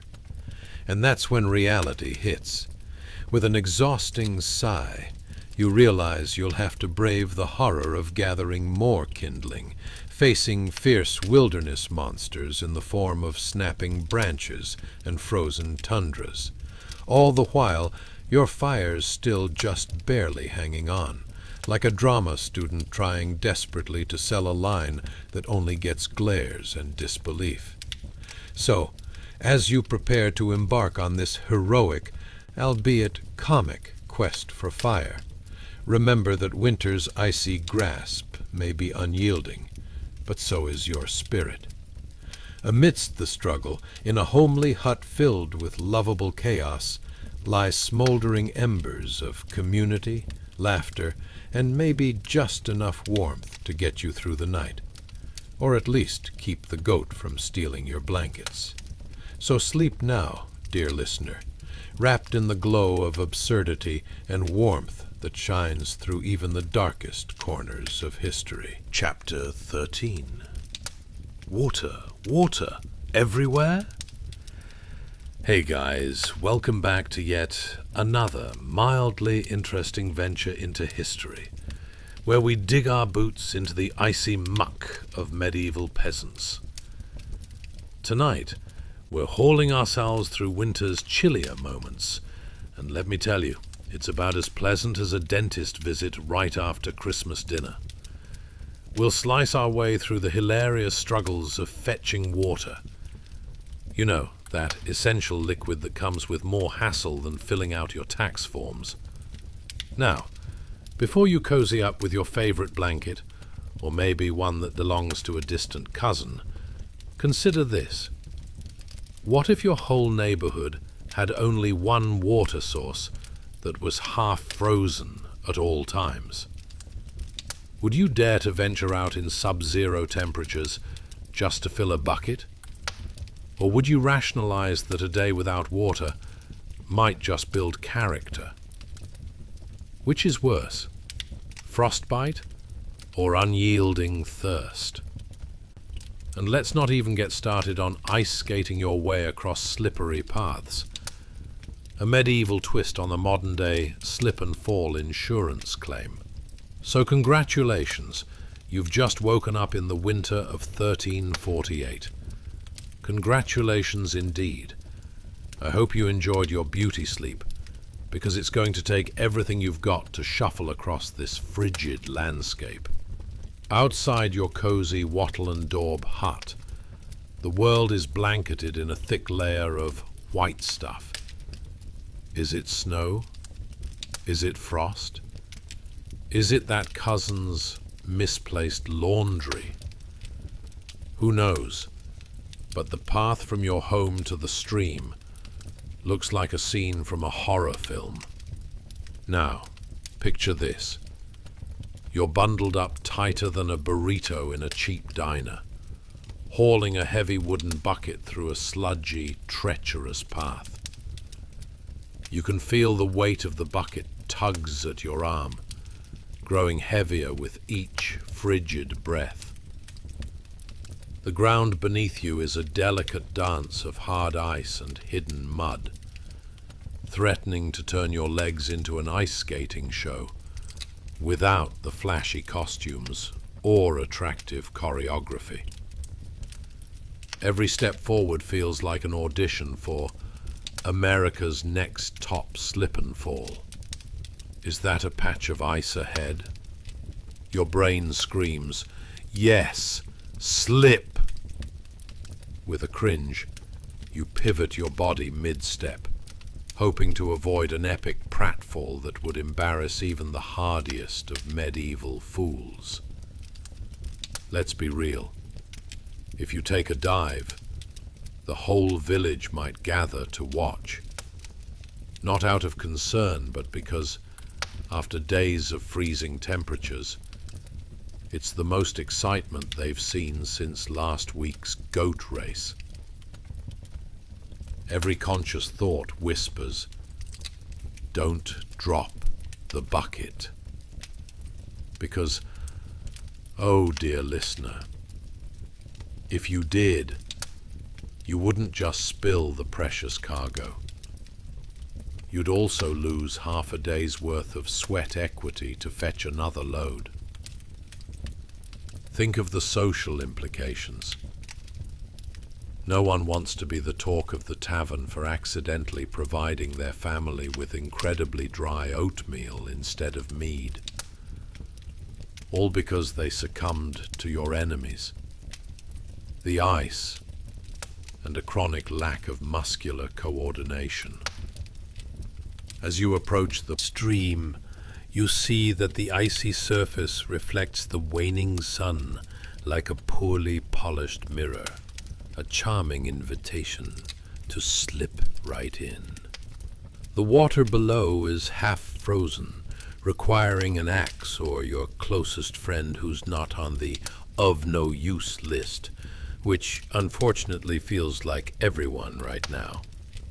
Skimming the surface with a ladle would be a far more dignified course of action, but dignity isn't exactly a commodity in peasant life, is it? So now you must summon all the courage of a medieval knight, yes, you, to break the ice. Your arm raises the axe, gathering more creaks and cracks than an old wooden floor. With a tension-filled swing, you strike. The sound reverberates like a giant bell tolling your impending doom. Well, maybe not doom, more like the doom of your already scant dignity. 3 strikes in, and you still haven't broken through. The stream seems to laugh mockingly at your futile efforts, while you heft the axe again, feeling like it's 90% axe wielding and 10% not losing a finger. Finally, you hear the satisfying crack as the axe meets icy resistance. Take that, nature. You've conquered your foe, and the water gurgles up, promising warmth and hydration. But wait, what's that below? A chipmunk? Your neighbor's goat? No, it's just your other bucket, going along for the ride in an unsanctioned aquatic ballad. The moment you finally fill your wooden bucket with that gloriously chilled liquid, your immediate thought is, why on earth does it always taste like dampness and regret? The weight of your prize begins to settle back into your sore shoulders, but don't celebrate yet. Now comes the journey back, and marching uphill with about 30 pounds of water should be an Olympic sport at this point. You're not just a medieval peasant anymore. You've officially earned your place in The Biggest Loser, Peasant Edition. Of course, the way back is just as treacherous. Every step feels like a negotiation with the ground, and it might just take your arm with it on the way. You might even find yourself murmuring about how you didn't sign up for this back-breaking labor when you imagined your ideal medieval life, lounging by the fire with a mug of mead and tales of heroic knights. Instead, you're now just a comedic jester startled by the invisible, stunting tug of war between nature and your lack of grace. Ah, but finally, you're back under the familiar roof of your hut. Your arms ache, the cold has seeped through your layers of clothing like an indignant pet pig, and you're dripping graceful sweat like a performance artist at a county fair. Yet, there's water. You did it. You've conquered the winter, if only for a fleeting moment. Now time to enjoy the fruits of your labor over a bowl of turnips, feeling every bit like the hero of your own absurd medieval saga. And remember, dear listener, as you drift off to mad dreams of ice skating back to the stream for more water, amidst the ridiculous challenges of medieval life, you can always find a way to laugh. Whether it's at the slippery roads or the endless quest for a simple bucket of water, or perhaps the fact that winter seems to last longer than a bad family reunion. Sweet dreams. Chapter 14. The Pottage Chronicles. Dining with Regret. Hey guys, welcome back to yet another mildly interesting escapade into the muddy, muck-filled lives of medieval peasants. Tonight, we're diving into something grayer than a rainy day in London. A delightful bowl of pottage. Yes, imagine if soup and despair had a child. Congratulations. You've just met the staple cuisine of our beloved peasant family. Now, before you nestle down into your blanket fort and prepare to drift off to dreams of better culinary choices, just think about this. What if that leftover chicken you popped into the fridge 2 weeks ago began vibrating with existential dread? Would you brazenly microwave it for a midnight snack, or just live on the edge and let it grow into something interesting? Imagine an entire family huddled around a bench, slurping down a bowl of pottage so thin it might as well be water with aspirations. Not exactly meal prepping goals, is it? And picture this. As you gather round that wooden bench, the sun has disappeared faster than hope on a Monday morning. Shadows stretch across the room, like a cat always just out of reach. It's eerily quiet, save for the occasional scuttle of a rat. Yes, a furry tax collector with teeth, eyeing the sack of barley tucked into the corner. You might think the rat is the most menacing thing in the room, but let's not forget, every bowl of pottage comes with a side of yesterday's regrets and a dash of grim humor.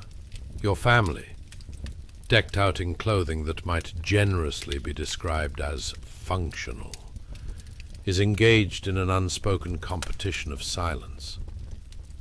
No clinking of spoons or cheerful chatter here. Instead, there's an intense focus on extracting every ounce of flavor from a bowl of pottage that's about as appealing as a monologue on tax reform. If only they had internet for some cooking tutorials, or at least a few more vegetables that weren't past their expiration date. As the pottage steams in front of you, let's take a moment to appreciate its texture. Oh yes, sleek and grey, like something that forgot to decide what it wanted to be. Perhaps a potato tried to join the party, but it left more of a "what was I thinking" impression than an actual flavor boost. You're staring at a bowl full of disappointment, and somehow it becomes relatable. In fact, you've probably seen a similar face in your local takeout menu back in 2023. Now, as each family member hastily gulps down the lukewarm concoction, let's talk strategy. How do you avoid looking like a total failure while you fight your way through a bowl of your dreams? Do you discreetly fish for the last potato, or stare contemplatively into the abyss, pretending the shadows hold the answers to life's mysteries? Decisions, decisions. Calmly sipping your grey pottage is like navigating a social landmine. Just be careful. Moving too fast might lead to a splash zone for your fellow diners, and no one wants to wear yesterday's regrets as their new scent of choice. The rat, meanwhile, takes on a life of its own. It scurries back and forth, reminding you that perhaps you're not even the most troubling thing at the table. Is that a rumor of a nibble on the barley? Let's be real. Your beloved pottage might have just gained a dash of extra protein. And it's hard to complain about flavor when you could be munching on nothing but feelings of despair. Remember, every spoonful is an exercise in concentration. You must avoid glancing at your neighbor's bowl, lest you trigger an existential crisis. Can it really be possible that Timothy across the bench has a thicker pottage? Is that a hint of time, or is he merely delusional? You're half expecting fashionable peasants to Instagram their meals, but alas, all you have is a crude carving of last week's dinner, and that rat, which really doesn't help your presentation. But before you know it, the laughter of a child echoes across the hut. Ah, so briefly. Reminding you that this collection of grey mush represents so much more than dinner. It's survival, camaraderie, and learning to love life amid its most absurd culinary decisions. You can't help but chuckle as the family member seated beside you struggles to effectively convey the flavor of what feels like misguided sludge without sounding like they're crafting a Shakespearean tragedy. As spoons scrape the bottom of the bowl, a profound silence fills the air. It's a moment of reflection on the shared triumph of dining, rooted in the chaos that is your existence.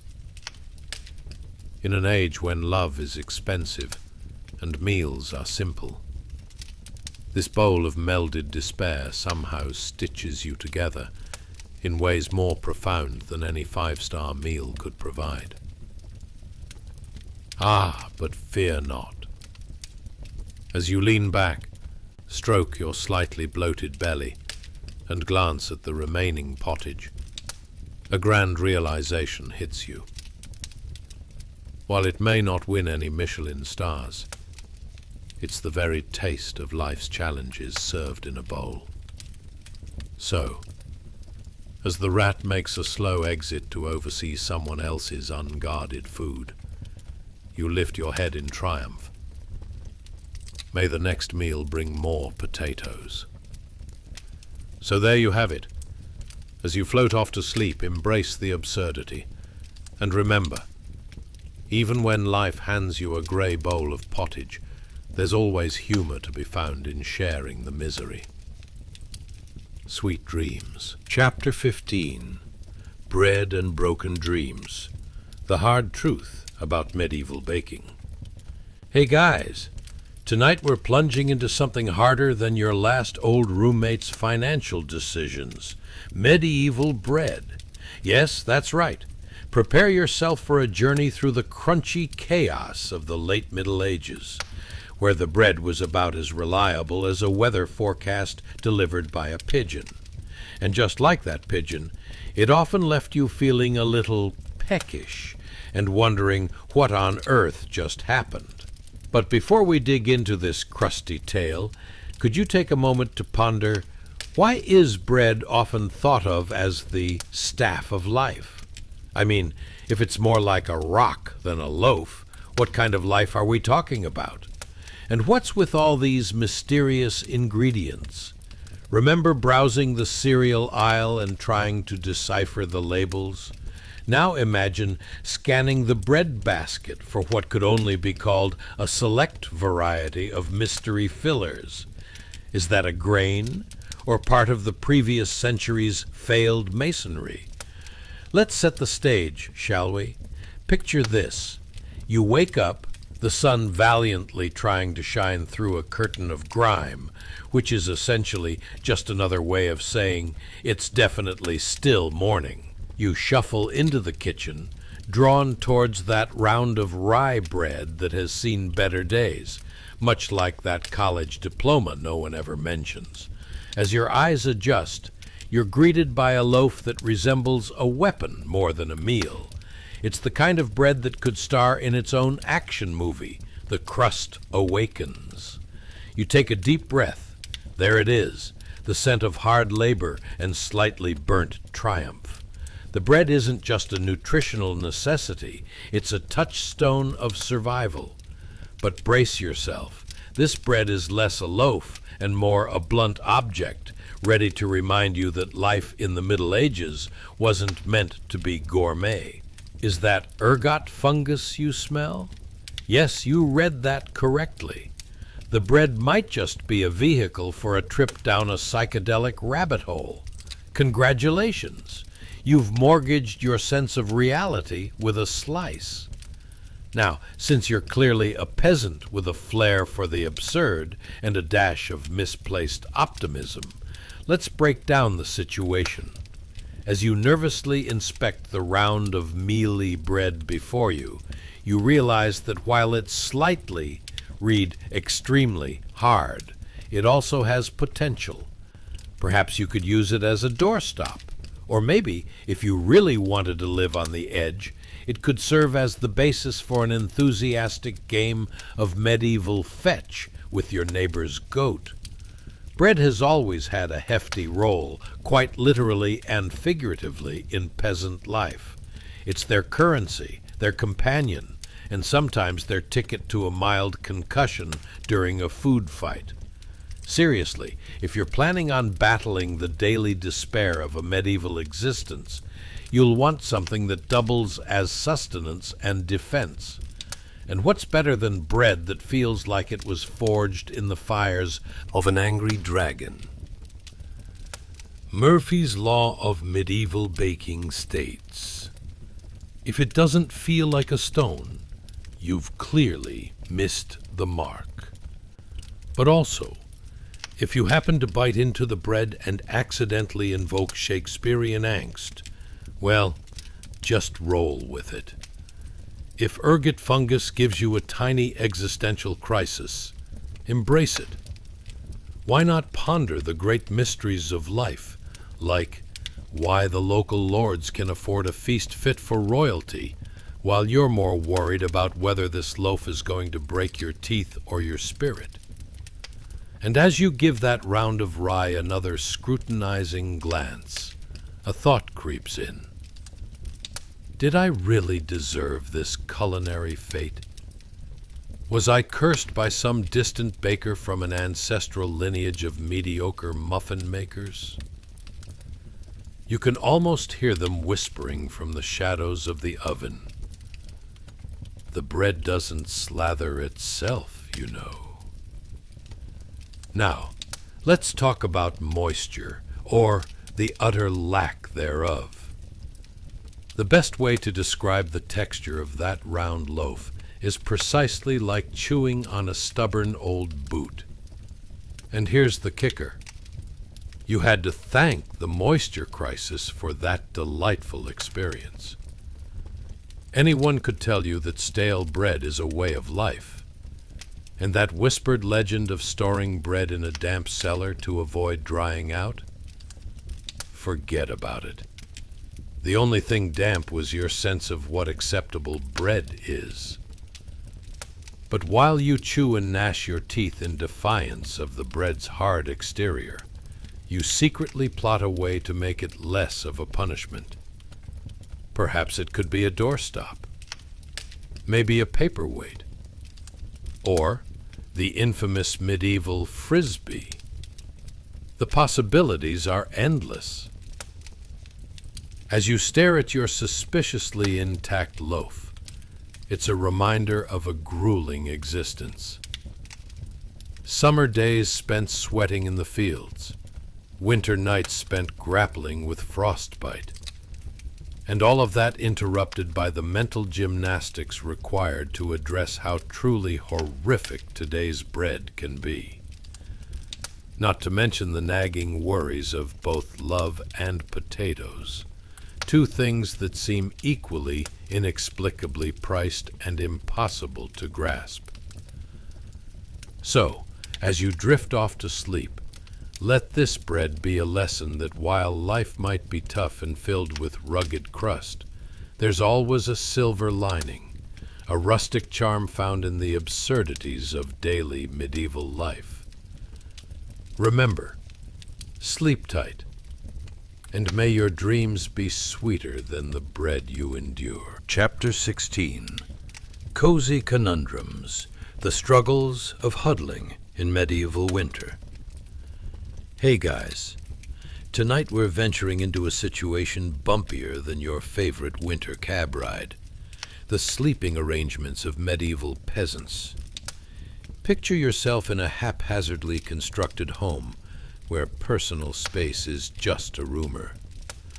While you're huddling beneath coarse, scratchy blankets, it's practically a game of how many people can we fit under one roof without forming a human pyramid? Ah, the joys of communal living. Before we dive into this tangled blanket fairy tale, could I ask you to remember the warmth of your last bubble bath? Good, because you're going to need that memory. Imagine replacing that delightful soak with a good old-fashioned goat's aromatic embrace. Yes, let's raise a toast to our four-legged friends, who provided both warmth and, shall we say, an earthy scent that we'll call natural insulation. It's good for your skin, if by good you mean smelly. But before we settle down for a long winter's snooze under that mountain of woolen blankets, I have a few delightful questions.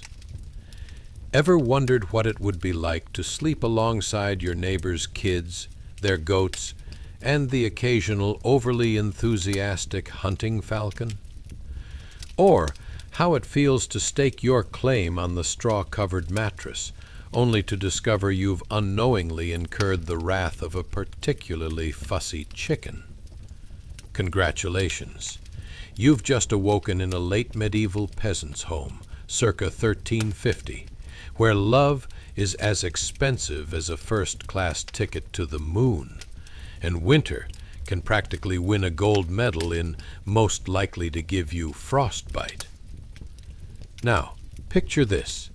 You're nestled together in a tangle of bodies beneath a patchwork of gritty blankets that laugh in the face of softness.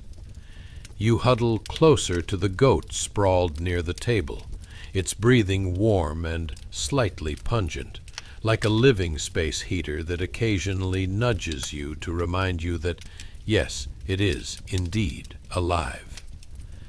The air is thick with the sweet scent of livestock mingling with last week's leftovers. It's a bouquet of life one could only describe as rustic, like a candle created by an overly ambitious artisan after a few too many pints of ale. You feel the warmth radiate from the huddled mass of humans and animals, battling against the chill that seeps through the walls like a bad house guest who doesn't know when to leave. Oh, but don't let that warm goat cuddling fool you. Let's not forget the delightful reality of medieval hygiene, which can be summed up as soap? What's that? The elderly woman in the corner could easily be mistaken for a rustic version of a well-loved teddy bear, if that teddy bear occasionally wheezed and had a penchant for knitting socks that you really didn't want to wear, but may have had to because, well, they were warm. Life in your straw mattress might seem cozy, but the mattress itself is actually a delightful collection of scratching twigs and the occasional existential crisis as the straw shifts beneath you. Every slight movement feels like a reenactment of a battle scene, arms flailing as you try to keep your balance on this miniature version of Mount Everest made from bits of hay. Your body is wedged between the children who somehow seem to take up more room than they possibly should. One seems to have taken a liking to your foot. You can't help but wonder, are they stashing it away for winter snacks? In the dim light of a flickering candle that you're quite sure is actually the last remnants of sheep fat, you overhear the adults hashing out the day's gossip. "Did you hear about Old Man Bill and his goat?" one whispers, the excitement palpable. "He claims it can predict the weather." Yeah, that makes perfect sense. Because nothing screams accurate meteorology like that peculiar goat spitting in the direction of south. Every night, as the wind howls outside, the conversation flows boundlessly, mired in anecdotes that could leave you rolling your eyes, if only you had the strength left after carrying straw all day. Have you ever experienced storytelling without popcorn? Because nothing tops a good tale told over a backdrop of animal noises, like a weird mashup of the barnyard's greatest hits and the very human sound of muffled laughter. Night ensures that you're treated to a symphony of crickets, goat snores, and the human soundtrack of shifting positions and grumbling complaints about the drafty window. If you think your apartment has a noise issue, medieval homes had a whole idiom devoted to it. If you can hear your neighbor's thoughts clearly, it's too quiet. Yet, for all the discomfort and peculiarities, there's an undeniable bond that forms in those cramped quarters. Those laughter-filled nights are like glue. They hold the community together even as you wrestle for your share of warmth and space. It's a peculiar brand of intimacy, where you're not just sharing blankets, but also creating a web of history that binds you to everyone snoring near you. So, as you weave through your intertwined lives, remember, warmth is a relative term when it's shared with both your family and a side of goat. Here's to the friends you never wanted, but end up with anyway. Welcome to medieval life, where the trials are many, and the laughter is your warmest accessory. Now, Let's find a way to drift into a deep slumber, surrounded by the whispers of the past, the warmth of togetherness, and the delightful scent of goats. So, good night, dear peasant. May your dreams be filled with soft pillows, draft-free ceilings, and a goat that knows it's not just a snoring bedfellow, but your personal heater in this great winter battle. Sleep tight, because tomorrow it promises to be just as utterly ridiculous. Chapter 17.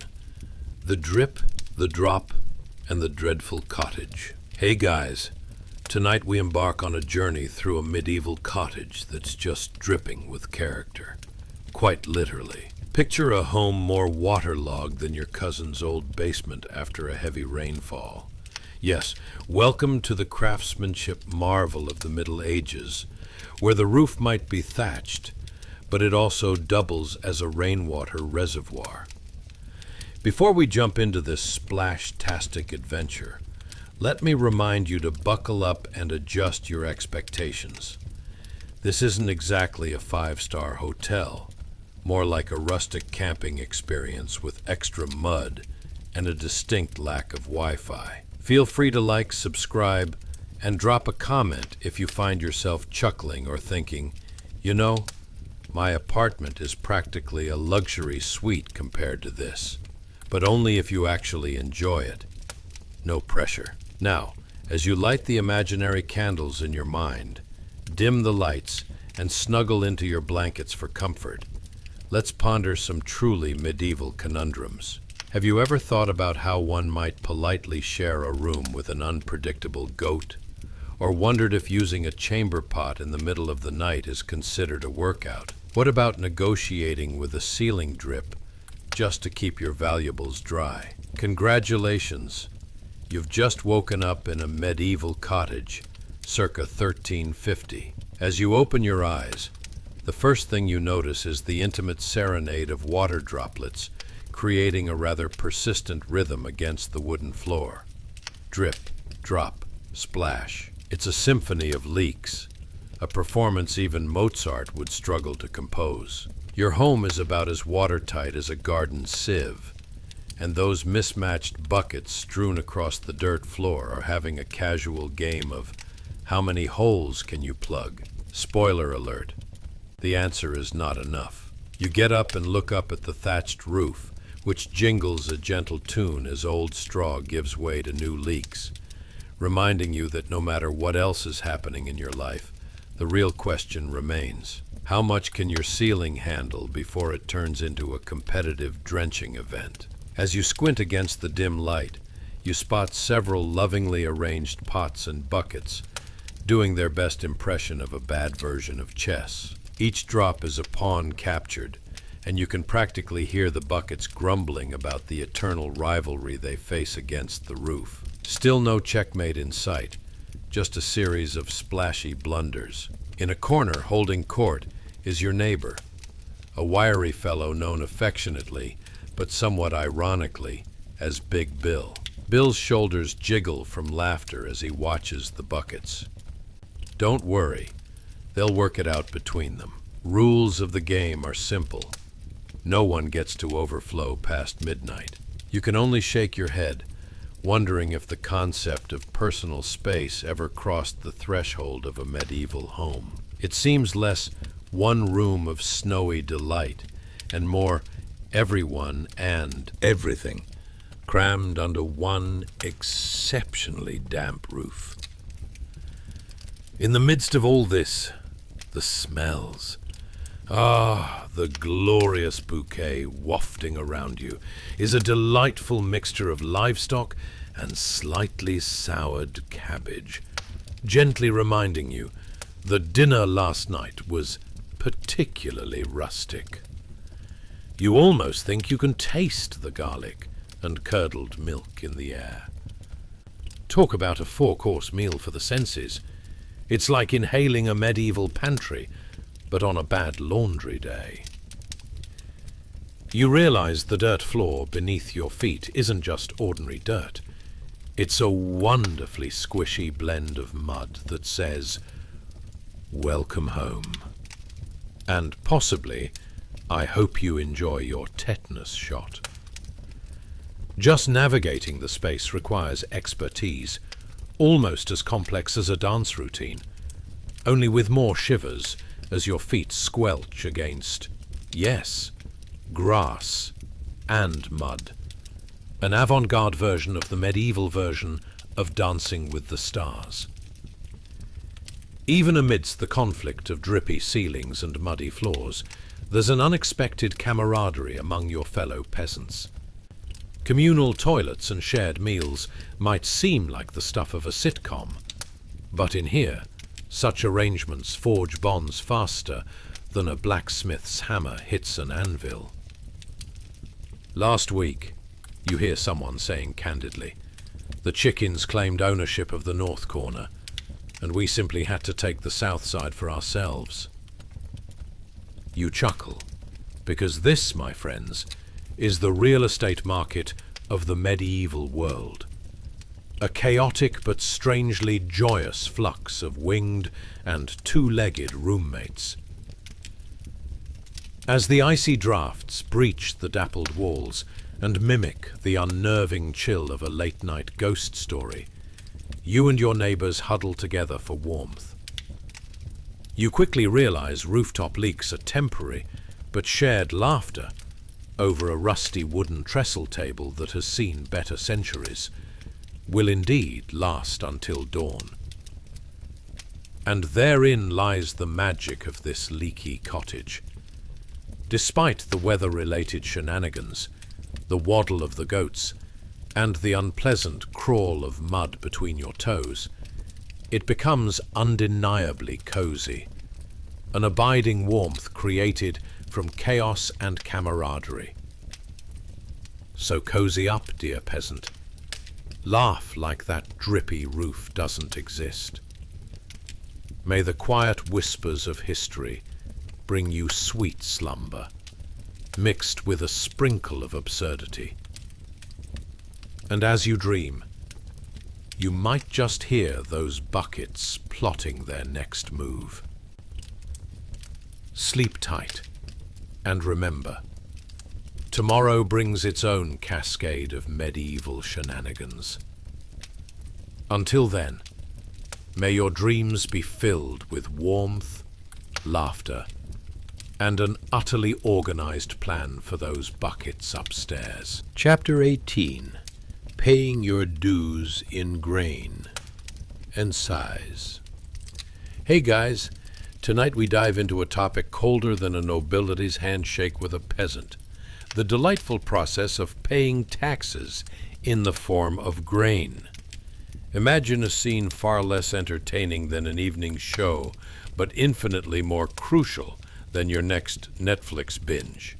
Yes, we're talking about a medieval peasant, a symbol of endurance, generosity, and relentless grumbling, paying their dues to the manor's steward, who's as charming as a soggy turnip served with a side of disdain. But before we haul those bushels of grain to the proverbial gallows of serfdom, let's take a moment to reflect on something far more important. Have you ever tried to impress a tax collector with the limited livestock you nabbed? Ideally, no one wants to present a couple of chickens that cluck like they have a college degree. What's the etiquette here? Should you try to douse them in perfume, or simply toss a handful of grain over your shoulder while proclaiming, "Thanks for taking my last hopes and dreams"? If this is making you chuckle, or you find yourself saying, "Wow, my life isn't that bad," I encourage you to like, subscribe, and drop a comment. But only if this delightful absurdity tickles your fancy.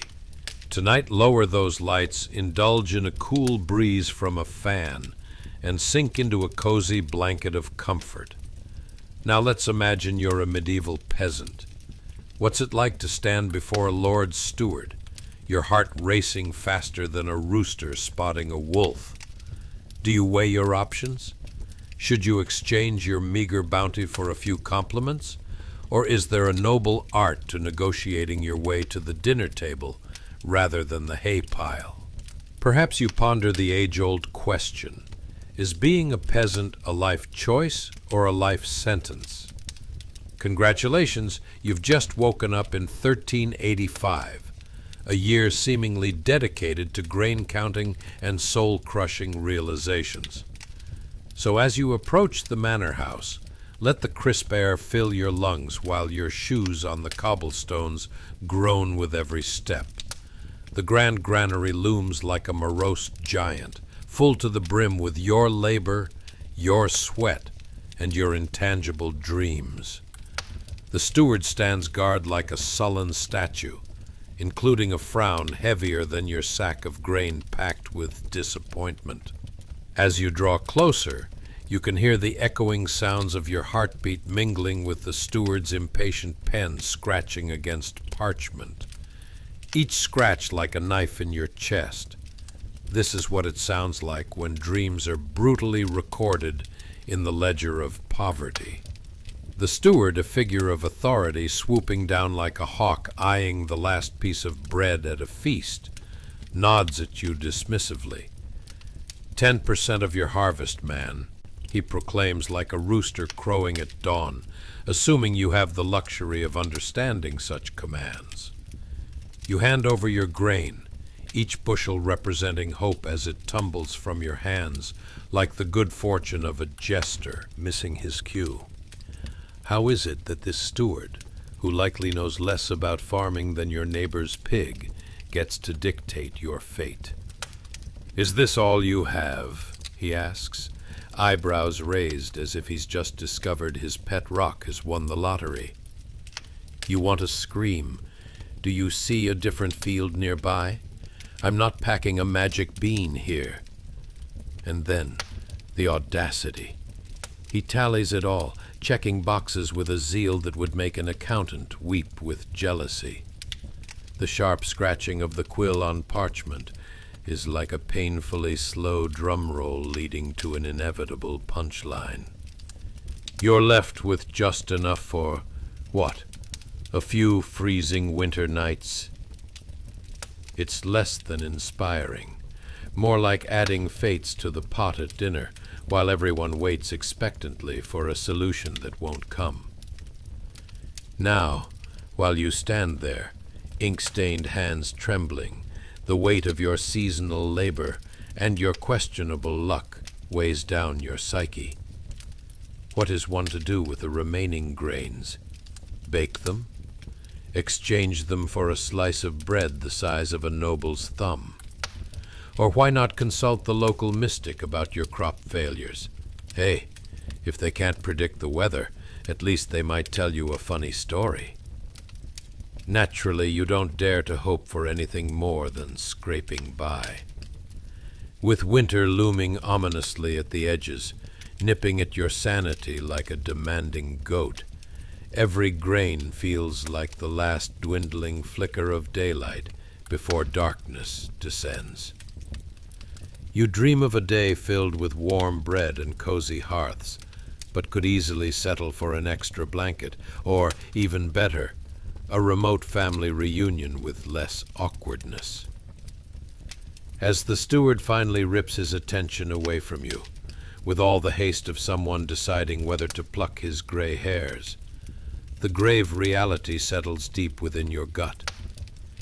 You have essentially traded your dreams for tax dollars, with enough left over to warm only 1 foot.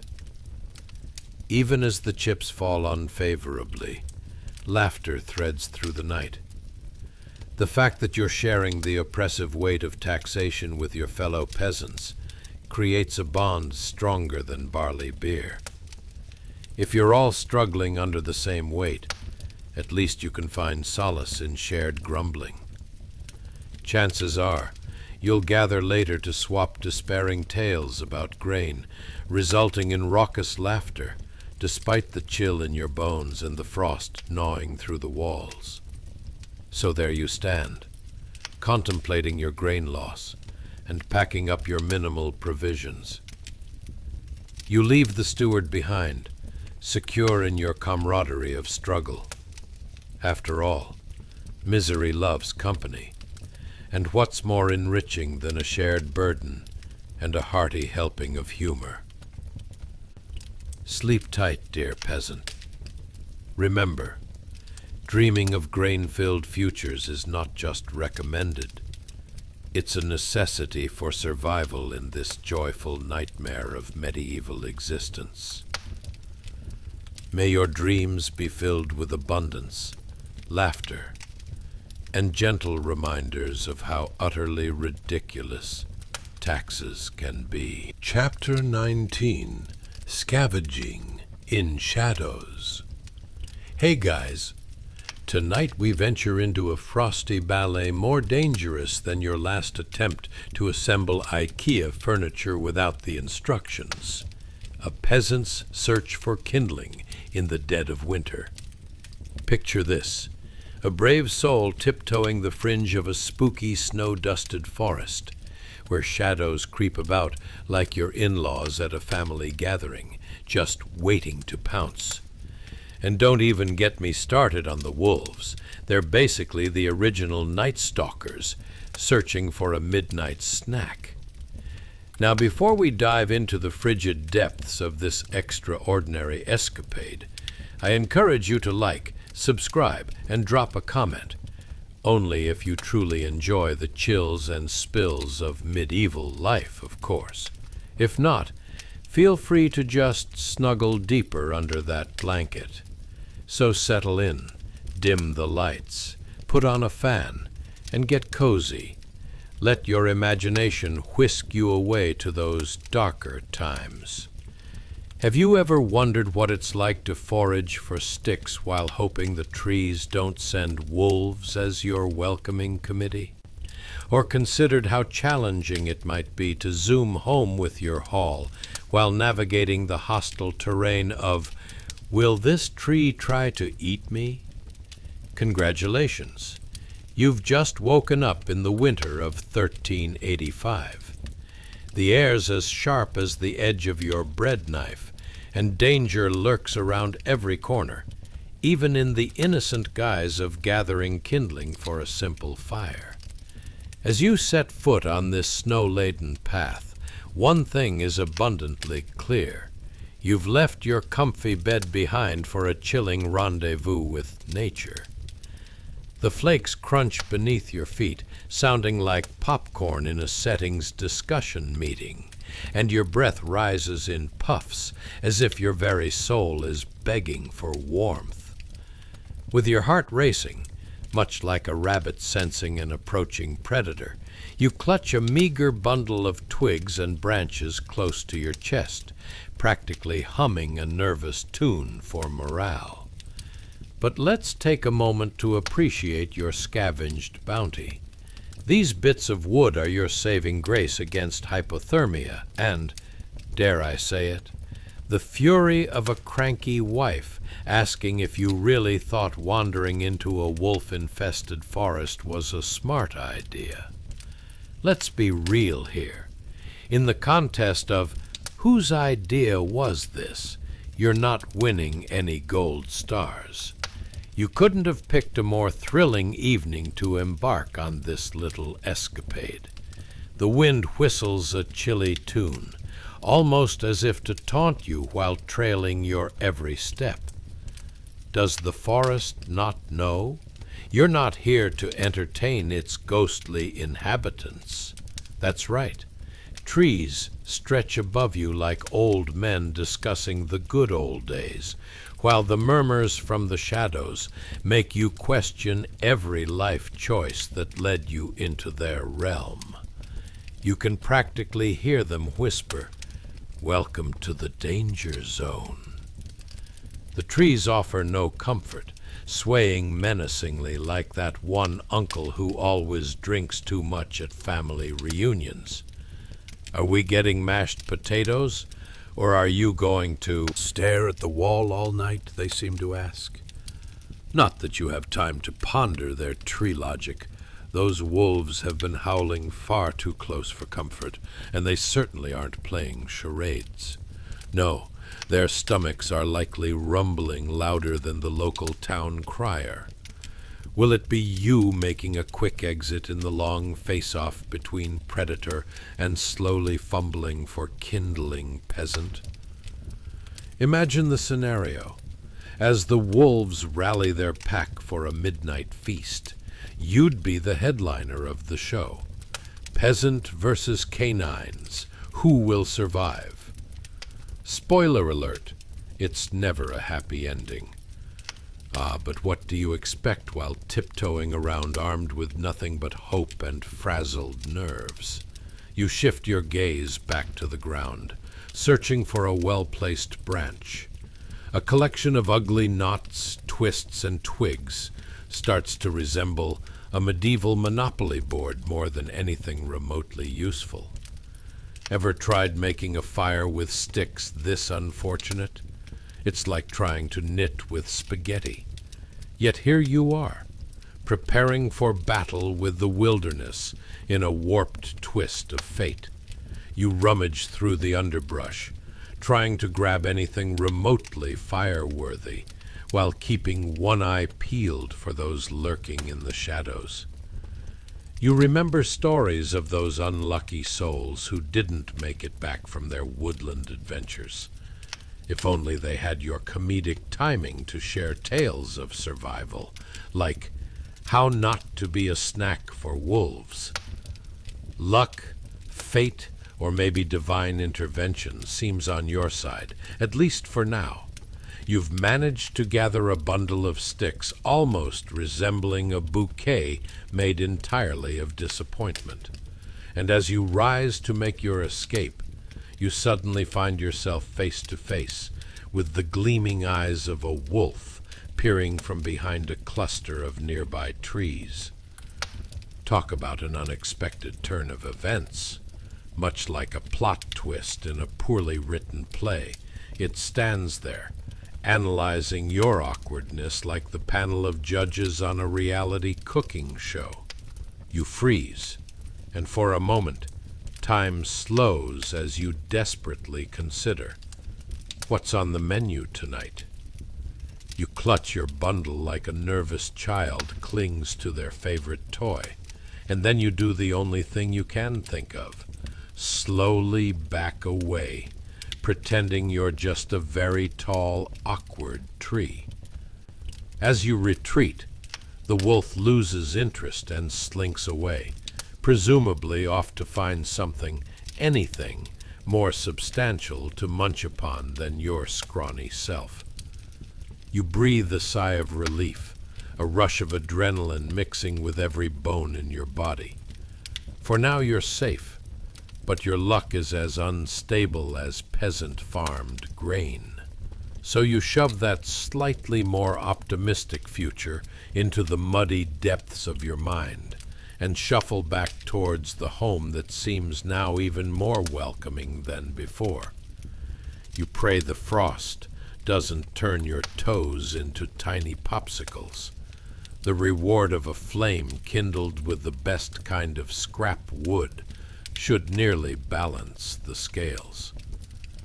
As you push through the door, the familiar scent of damp hay and smoke wraps around you like a long-lost blanket.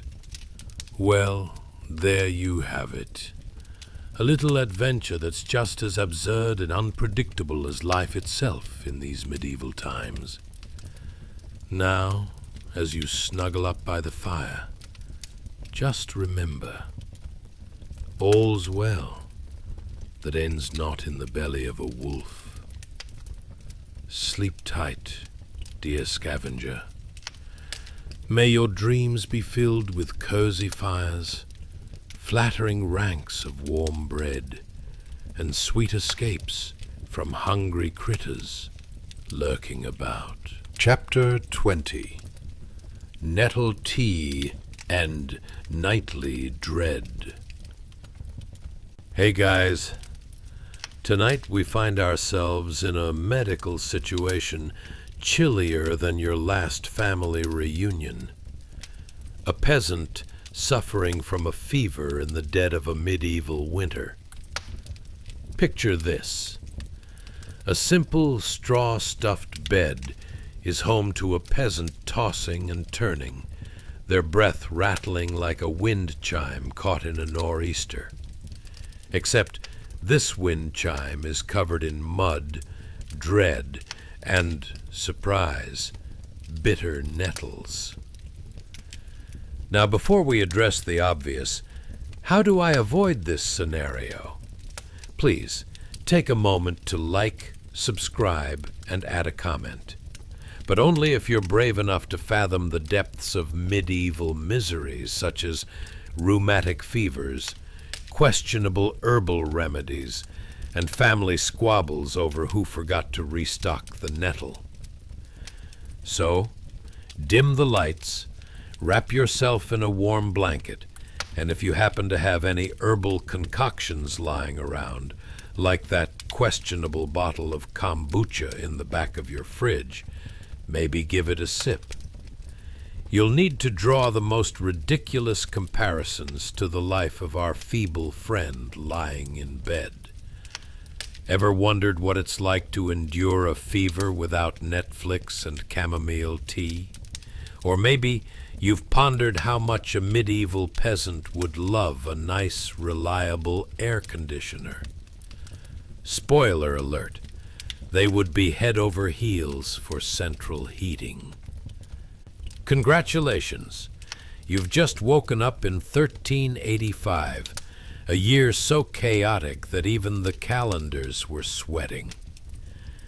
You find yourself alongside a very desperate family member, anxiously brewing a pot of what can only be described as leaves and regrets.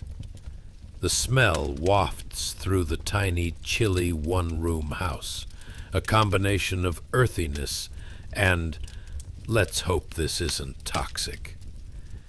It mingles poorly with the stench of unwashed bodies, making the atmosphere about as pleasant as a pile of wet socks. Yes, today's soothing herbal remedy is brought to you by the finest selection of nettles they could scrounge together.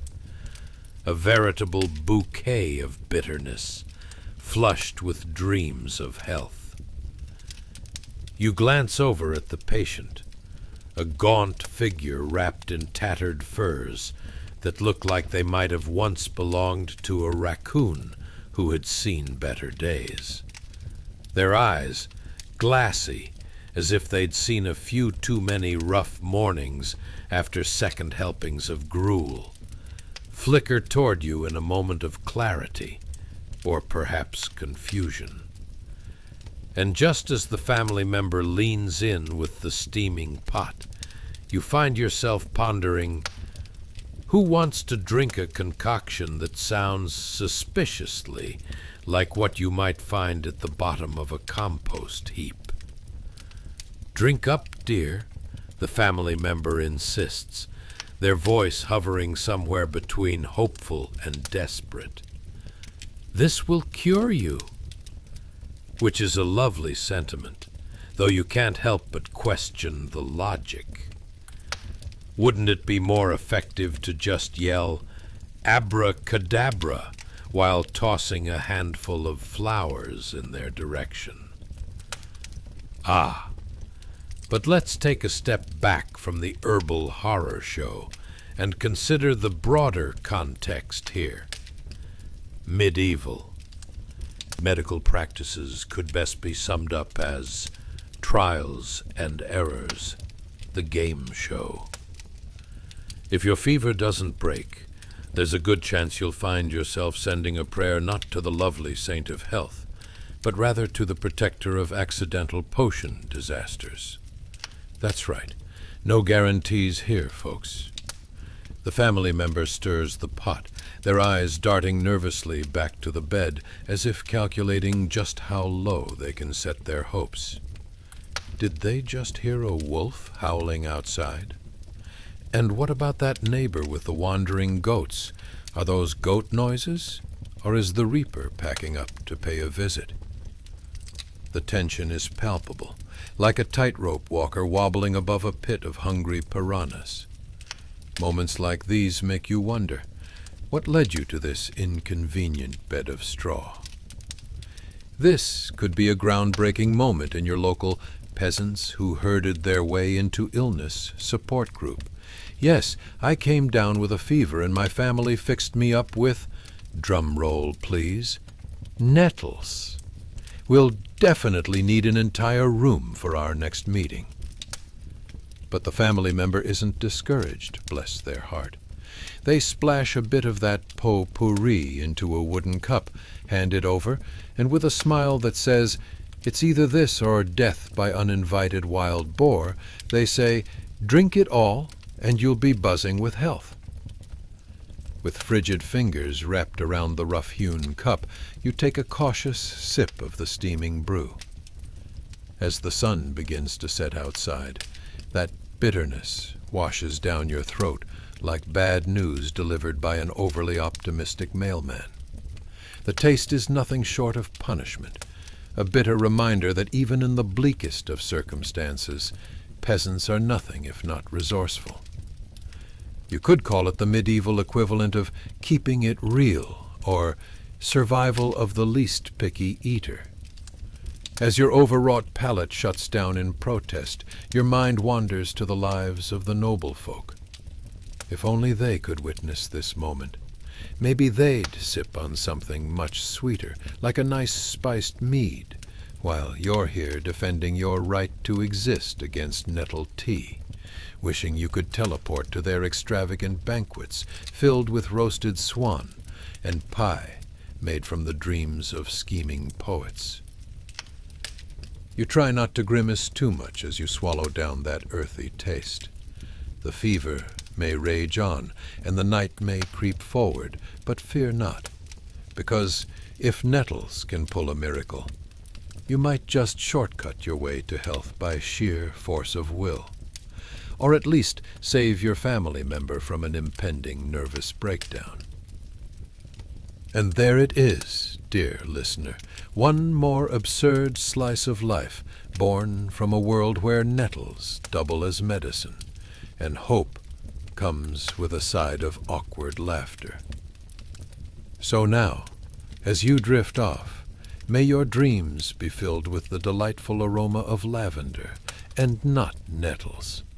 Unless, of course, the alternative is sharing a tent with a particularly chatty raccoon. Sweet dreams, medieval peasants.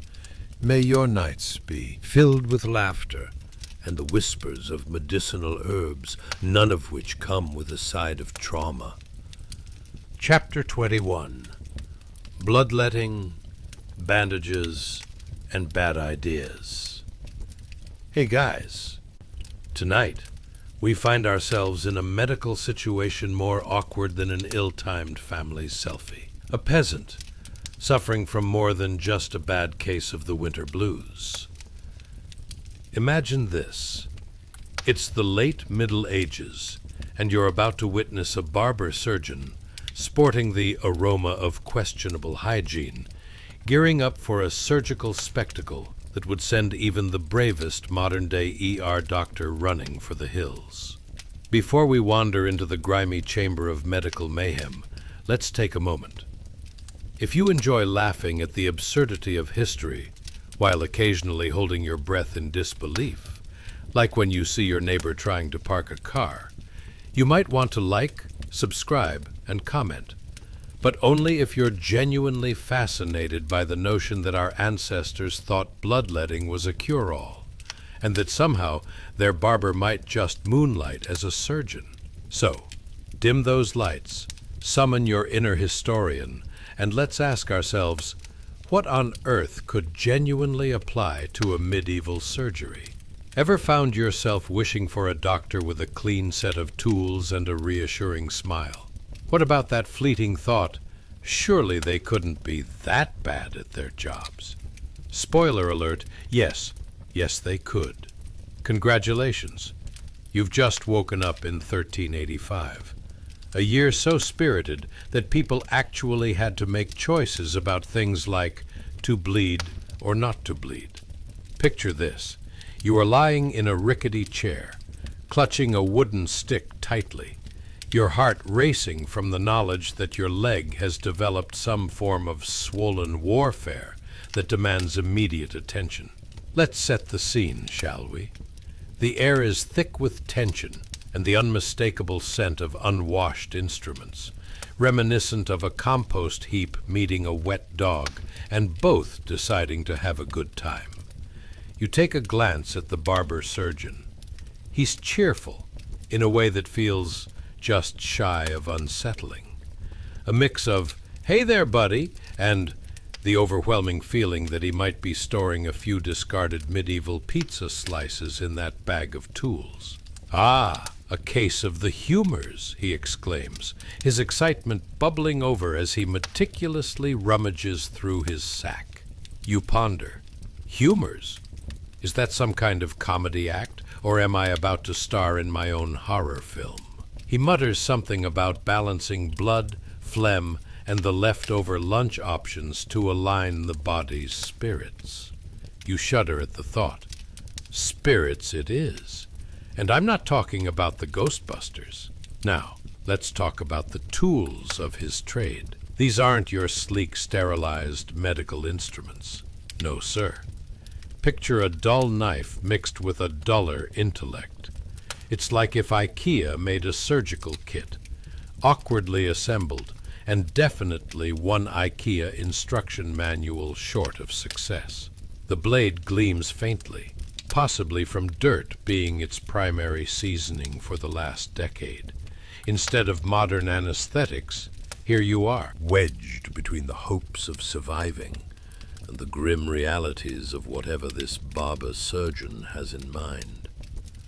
You bite down on that blessed wooden stick, which you'd never imagined would serve as your version of a medieval stress ball. You almost giggle at the absurdity. Who knew this is how they dealt with pain back then? Talk about a personalized approach to therapy. Now hold still while I prepare my trusty knife. Time to just let it all out. He chuckles, totally oblivious to the sweat pouring down your brow. You think to yourself, let what out? I barely let my feelings out without counseling. And now I'm expected to let out what exactly? My leg? It's not just the tools at play here, though. The doctor is all about ambiance. Picture flickering candles providing just enough light to throw unsettling shadows on the muddy wall. It would seem he took inspiration from the local tavern, half an ale deep when deciding on an operating theatre. The atmosphere is equally endearing and horrifying, as you wonder if the laughter echoing from the tavern next door might just be a better choice than this whole bloodletting ordeal. There's something almost charming about how terrible this medical practice is. A nostalgic comedy show where the only ticket is your patient's life. As you brace yourself, the barbershop quartet of sounds, the mumbles of absurd medical jargon, the scraping of dull instruments, and you're chomping on that stick, creates an orchestral experience only the bravest would dare attend. Even as the surgeon prepares for the worst, the thought dawns on you. Who needs reality TV when you can tune into this absurd theater of mediocrity? If nothing else, this could be the medieval equivalent of a cringe-worthy reality show, aptly named Survivor, Bloodletting Edition. Just as he raises the dull knife with all the enthusiasm of a child about to cut their birthday cake, let's hope the cake isn't your leg. The door swings open for a very flustered villager, probably here for a quick shave and a cup of nettle tea. You think to yourself, ah, the more the merrier in this recipe for chaos. It's here, dear listener, that you sit witnessing sheer hilarity entangled in desperation. You might think that it's only after the practice of bloodletting when one can say, well, at least I no longer have a leg to stand on. Oh, the irony. And so as you drift off, wrapped in somnolent fantasies of giggling peasants, cheerfully horrific barbers, and legs that seem to have a knack for swelling up at the most inconvenient times. May your dreams be filled with laughter and an inexplicable love for modern medicine, all while hoping that the only bloodletting you experience is in a rather thrilling horror movie, not in a medieval setting with a jolly barber surgeon. Sweet dreams, my weary souls. Chapter 22. Public Penance and the Price of Temptation. Hey guys, tonight we find ourselves in a scene cooler than yesterday's pizza left on the counter. A medieval peasant standing in front of a cold stone church, cloaked in shame. Yes, you heard me. Shame. Imagine that icy briskness wrapping around him like a stubborn burrito of mortification. Every eye in the village pinning him down like the latest gossip at the local tavern. Now, before we dive headfirst into this public spectacle that screams, "Please, not on my day off," let's talk about something. If you've ever regretted hitting send on that one crazy selfie, or committed the unforgivable sin of sending a mildly embarrassing email to your boss, you might appreciate the gravity of our friend's situation. So if you find humor in historical follies, or if you just want an escape from your own mild embarrassments, don't forget to like, subscribe, and comment. But only if you actually enjoy it. So dim those lights and fluff those pillows. Maybe toss on a fan for added comfort, and get ready to snicker at the historical misadventures of our sleepy little friend. It begs the question, have you ever found yourself in a situation so awkward that you wanted to disappear faster than ice cream on a hot day? Or been the one person in the room whose existence suddenly felt like a bad skincare choice? Let's step back in time, dear comrades. Congratulations. You've just woken up in the year 1395. And what's the hot topic of the day? Public penance. That's right, folks. Nothing screams party time quite like being put on display for all your neighbours to judge. Caught in the act of temptation, whether it was stealing a neighbour's prized goose or having an illicit affair with a very questionable companion, this poor man is standing there stripped to his shirt, looking like he just lost a game of medieval charades. The villagers gather around, their faces a bumbling blend of sympathy and schadenfreude, as they prepare to watch his grand moment of humiliation unfold like an out-of-tune lute. The church looms behind him, a stone behemoth that seems to be laughing at his plight. Its chilly walls echo the hushed whispers of rigidly moralistic villagers, and you might even catch a stray pigeon looking on, judging from its perch with a beady eye, because who needs social media when you have nosy birds? The air carries a mixture of anticipation and a hint of freshly baked bread from the market nearby, tantalizing, yet just out of reach.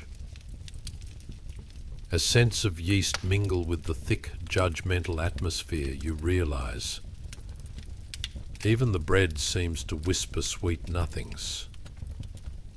But not for our poor penitent. You might wonder what in the world could have been so tempting. A pie so delicious it might as well have been kissed by the Queen herself.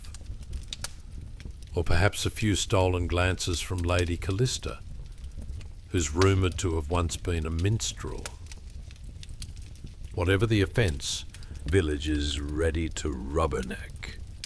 Maybe you're also wondering how it feels, standing there, exposed, with your face hotter than a summer's day, and your heart racing like an anxious hen.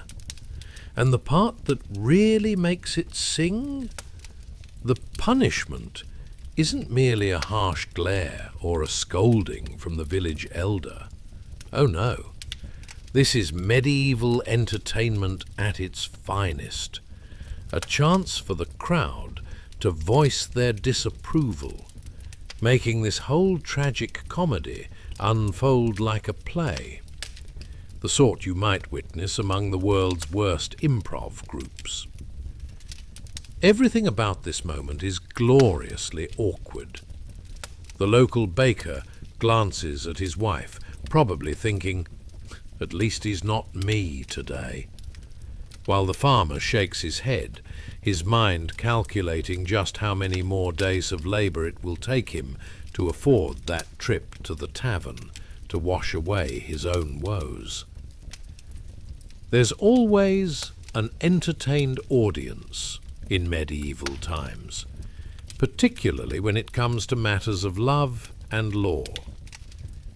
As you watch, the choir unexpectedly bursts into a rendition of "Oh, What a Day," and you can't help but think, could there be a more fitting soundtrack to his moment of pure mortification?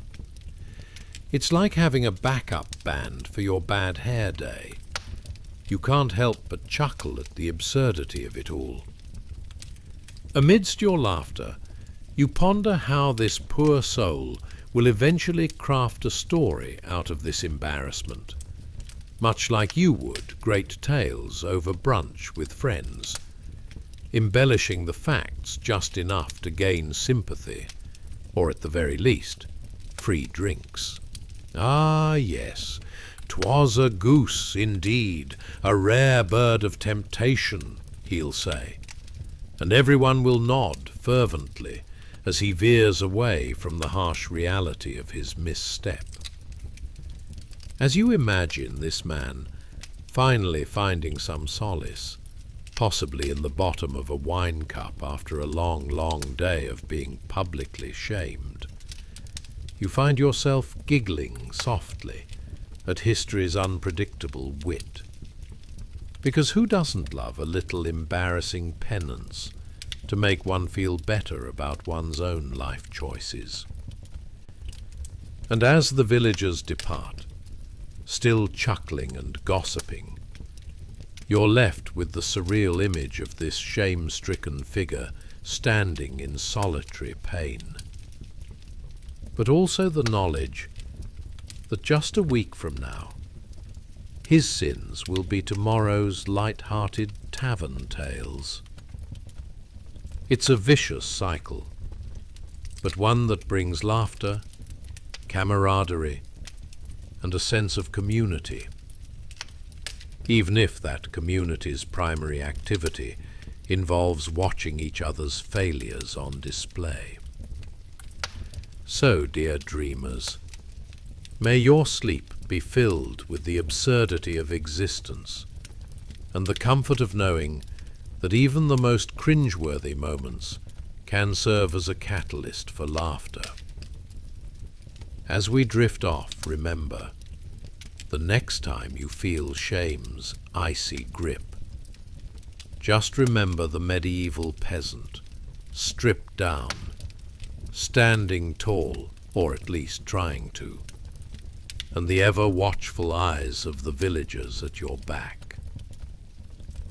Sweet dreams. Chapter 23. Stocks, Snow, and Surprisingly Hard Turnips. Hey guys, tonight we find ourselves in a spot more uncomfortable than a family dinner with an estranged relative. A medieval peasant locked in wooden stocks during a snowstorm. Yes, you heard me right. Picture it. Your head and arms clamped in frozen planks as snowflakes swirl around like tiny frozen ninjas, each one landing with a thud against your cheek, reminding you that your social life is officially on hold. Before we jump into this chilly debacle, let's take a moment. You ever found yourself in a place so embarrassingly public that you wished the ground would open up and swallow you whole? Or maybe you've had that awkward, who wore it better moment, but without the benefits of a runway. Trust me, our peasant's current situation could easily be on the medieval version of the most awkward moments highlight reel. So, dim those lights, grab your favorite comforting blanket, preferably one that doesn't smell like goat, and settle in. Picture this. Just as you get cozy, a neighbor strolls by with a turnip in hand. You know where this is going. Ever had that feeling of betrayal when a friend throws out a random roast? Multiply that by 100, and you'll understand our peasant's current emotional state. Congratulations. You've just woken up in the year 1395, where the weather is unfriendly. Neighbors don't have the best aim. And love, well, that comes at a price. Just like it does on Tinder. Oh yes, it's a delightful evening in a little village that's just discovered snow, but hasn't yet figured out how to stay warm, and where everything you do is subject to judgment. Especially if you happen to be on the wrong side of the manor lord. But let's take a closer look at our unfortunate friend in stocks, shall we? Imagine his neck craning upward, eyes darting, as the locals pass by with a mix of morbid curiosity and not so subtle satisfaction. It's as if they're at the world's most tragic comedy show, one where the punchline is an icy slap to the face. The stocks, my friends, are not the luxury seating of a royal banquet. They are made of thick, splintery wood that could double as medieval firewood if only our friend weren't tightly fastened. And the air? Well, it's thick with the smell of wet wool, mingled with the scent of snow. Because nothing says sophisticated evening like a fresh powder covering the stink of the local goats that graze unceremoniously nearby. Frost forms on his brow, shimmering like the dubious glimmer of hope he had for a peaceful evening. What did he do to deserve this?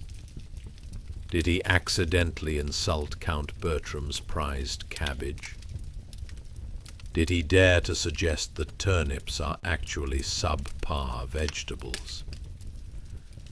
The gossip swirls like the snowflakes, and you can just hear them now. Oh, did you hear? Gerald tried to woo Lady Elspeth with a bouquet of frozen wildflowers. Can you believe the audacity? Meanwhile, villagers are passing by, stopping just long enough to take a gander at his magnificent folly. Some chuckle, while others, yes, it's true, decide to lob small turnips at him. That's right. Picture it. A hipster throwing organic avocados at an out-of-favor celebrity. It's a delightfully brutal way to make a point. As one stubborn lady decides her aim is better than her wit, you watch a turnip soar. It hits him square in the chest with a surprising thud, eliciting a reaction akin to a cat being dropped into a bathtub. He gasps, not just from the impact, but also from the knowledge that his cold, frozen body is now the epicenter of turnip warfare. Ever been hit with a vegetable? Not exactly the most dignified moment, is it now? Now, here's a humorous thought. What would happen if this went viral? Imagine the hashtags. Hashtag turnip tornado. Hashtag peasant penance. And hashtag stocks and chill. You'd think the local nobles might join in on the fun too, tweeting their own disdain. Being a lord is much more entertaining than this. Yes, technology may not have existed yet, but the thirst for petty drama sure did. Let's not forget the snowstorm that envelops this poor fellow. It's a perfect backdrop for his shaming. The cold is biting, and every gust of wind adds another feather to his cloak of humiliation. He stands there, snow piling up like unpaid taxes, wondering if the local crows are internally mocking him. Spoiler alert, they are. And amidst this, our peasant dreams of warmth. Not from the fire in the distant tavern, but the warmth of community, camaraderie, and perhaps a soft loaf of bread that doesn't resemble a rock. The irony isn't lost on him. He's standing in the stocks, humbled by his neighbours. Yet all he really wants is to share a laugh over a beverage that doesn't taste like fermented boots. So, as our scene draws to a close, think about the absurdity of life. Here stands our peasant, almost a caricature of fragile dignity, wrapped in a snow-covered quilt of humiliation. The stocks were meant to teach a lesson, but ultimately they provide a snapshot of life's humour, a moment where social and personal calamities collide like cabbage and cream on a poorly made pie. And, as the villagers finally waddle off to find warmer pursuits, leaving him in solitude with his frozen turnip companions, remember, the moments that seem most grim are often just plot twists in the grand saga of existence. So, dear dreamer, snuggle deep into your blankets and know that even the worst of circumstances can create the best stories. Or at least, some pretty entertaining ones. Chapter 24. Wool, Woe, and the Dreaded Mending Tactic. Hey guys, tonight we're journeying into a world more tangled than your earbuds in the bottom of your bag. A land where love was as expensive as a castle in the sky, and winter had a knack for taking lives like an overzealous tax collector. Yes, you guessed it. We've landed smack dab in the lives of medieval peasants, those tireless souls who spun their days away, quite literally, down by the fire, with wool, grit, and an endless sense of impending doom. Now, before we dive headfirst into the soft but suffocating world of wool, let me ask you a few ridiculously timely questions. Have you ever felt like you were caught in a never-ending loop of chores? Maybe you've tried binge-watching a show, only to remember that the laundry basket resembles the Leaning Tower of Pisa. Or perhaps you've become a recent paragon of procrastination, much like our peasant friend, who's about to hear the glorious sound of thread being spun. Yes, you're about to explore the endless grind of mending, spinning, and patching in a world that makes doing laundry today feel like a spa day. Literally. So without further ado, congratulations. You've just woken up in the late 14th century, specifically 1395, where the air is thick with the scent of smoke, sheep, and the unrelenting hustle of survival. Let's take a peek into our peasant's humble abode. Picture this: a dark, cozy room with walls that ooze history, or more accurately, a sticky mixture of mud, straw, And, that's right, good old-fashioned animal dung. A real 5-star ambiance if you're into rustic decor.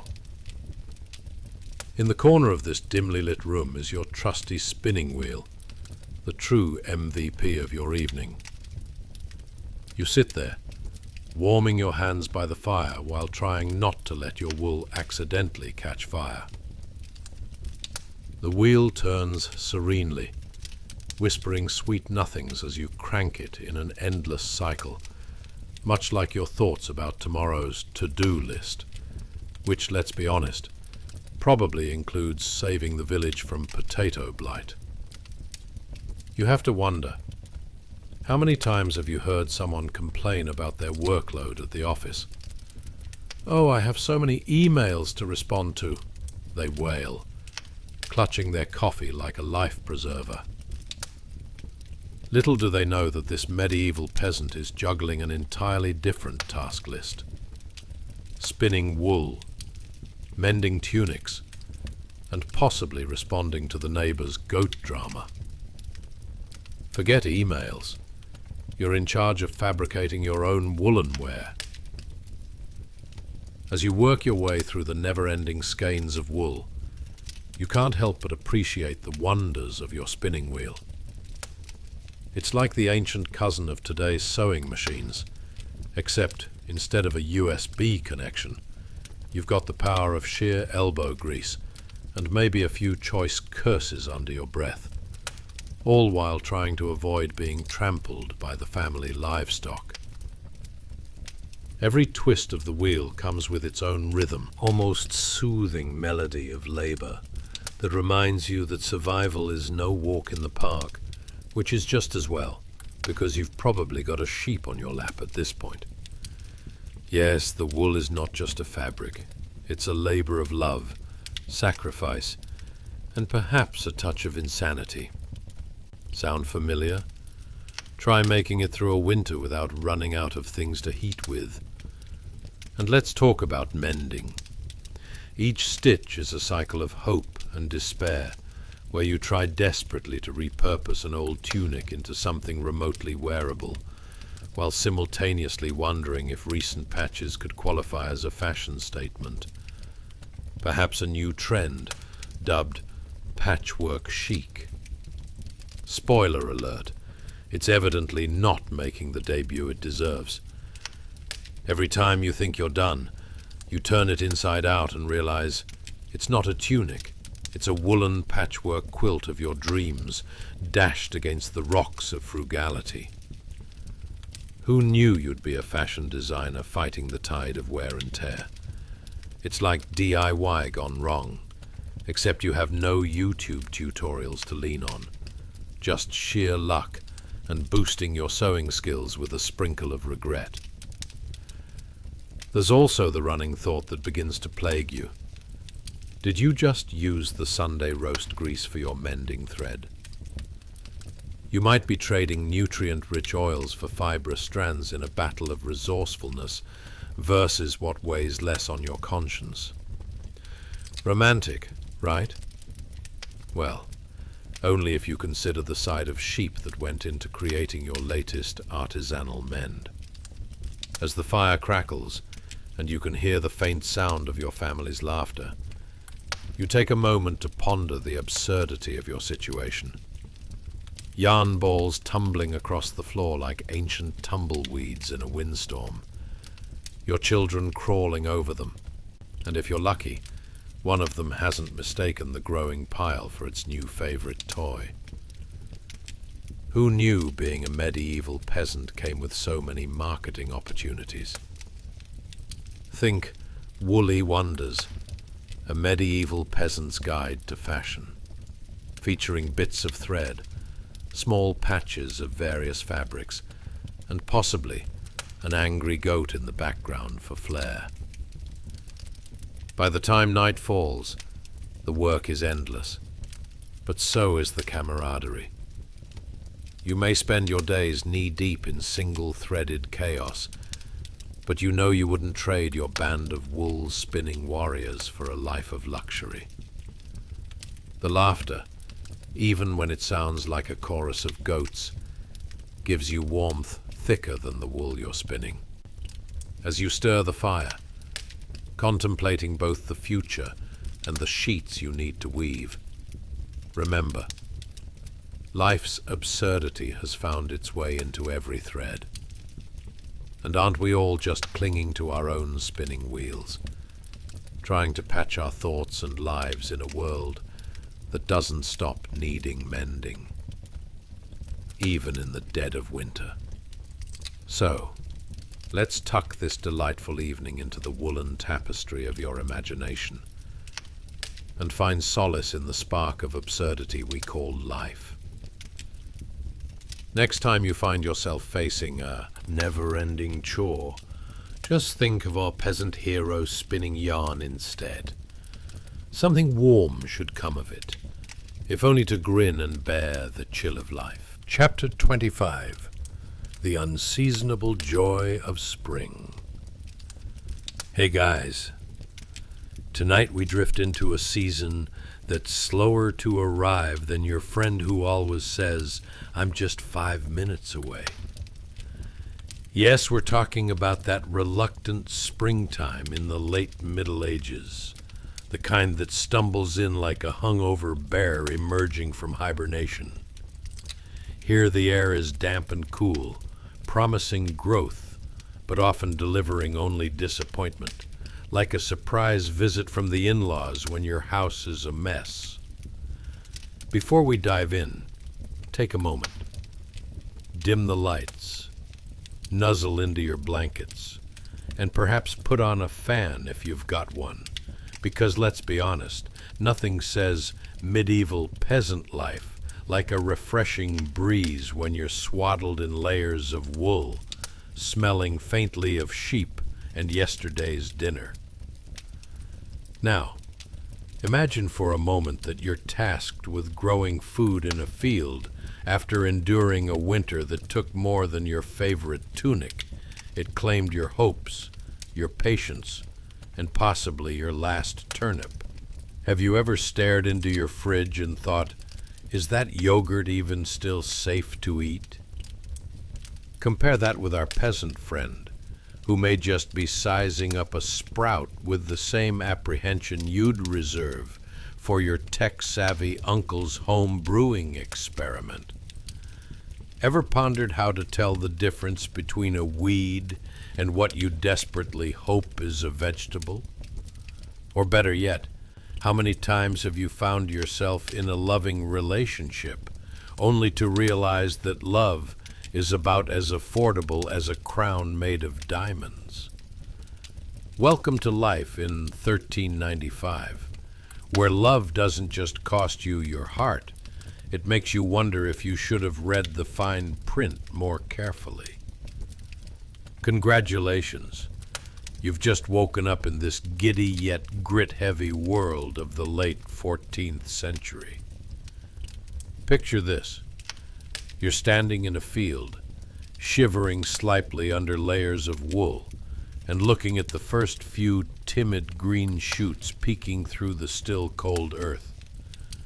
They're so fragile they're practically quaking, much like a bard who's chosen the wrong song to sing at a noble's feast.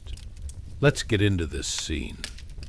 The smell of damp earth mingles with the recollection of smoke from last night's fire, while the occasional rustling in the hedgerow reminds you that not all of nature's inhabitants are friendly.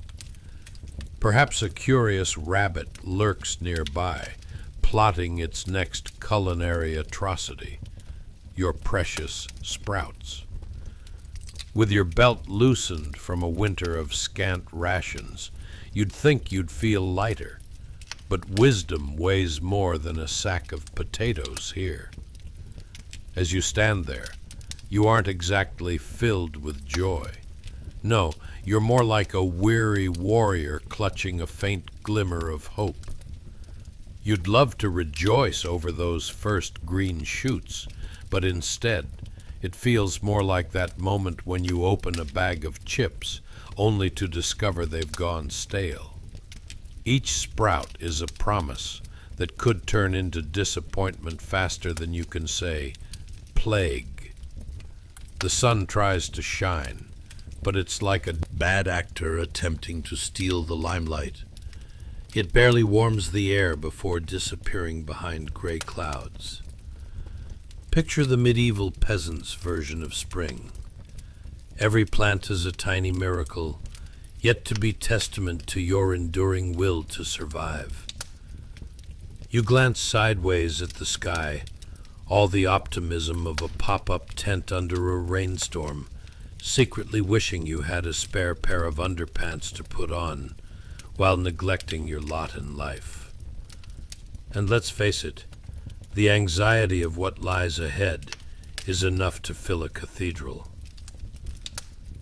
Ever had a moment at work when you were given a new task that left you wondering if they'd mistaken you for someone competent?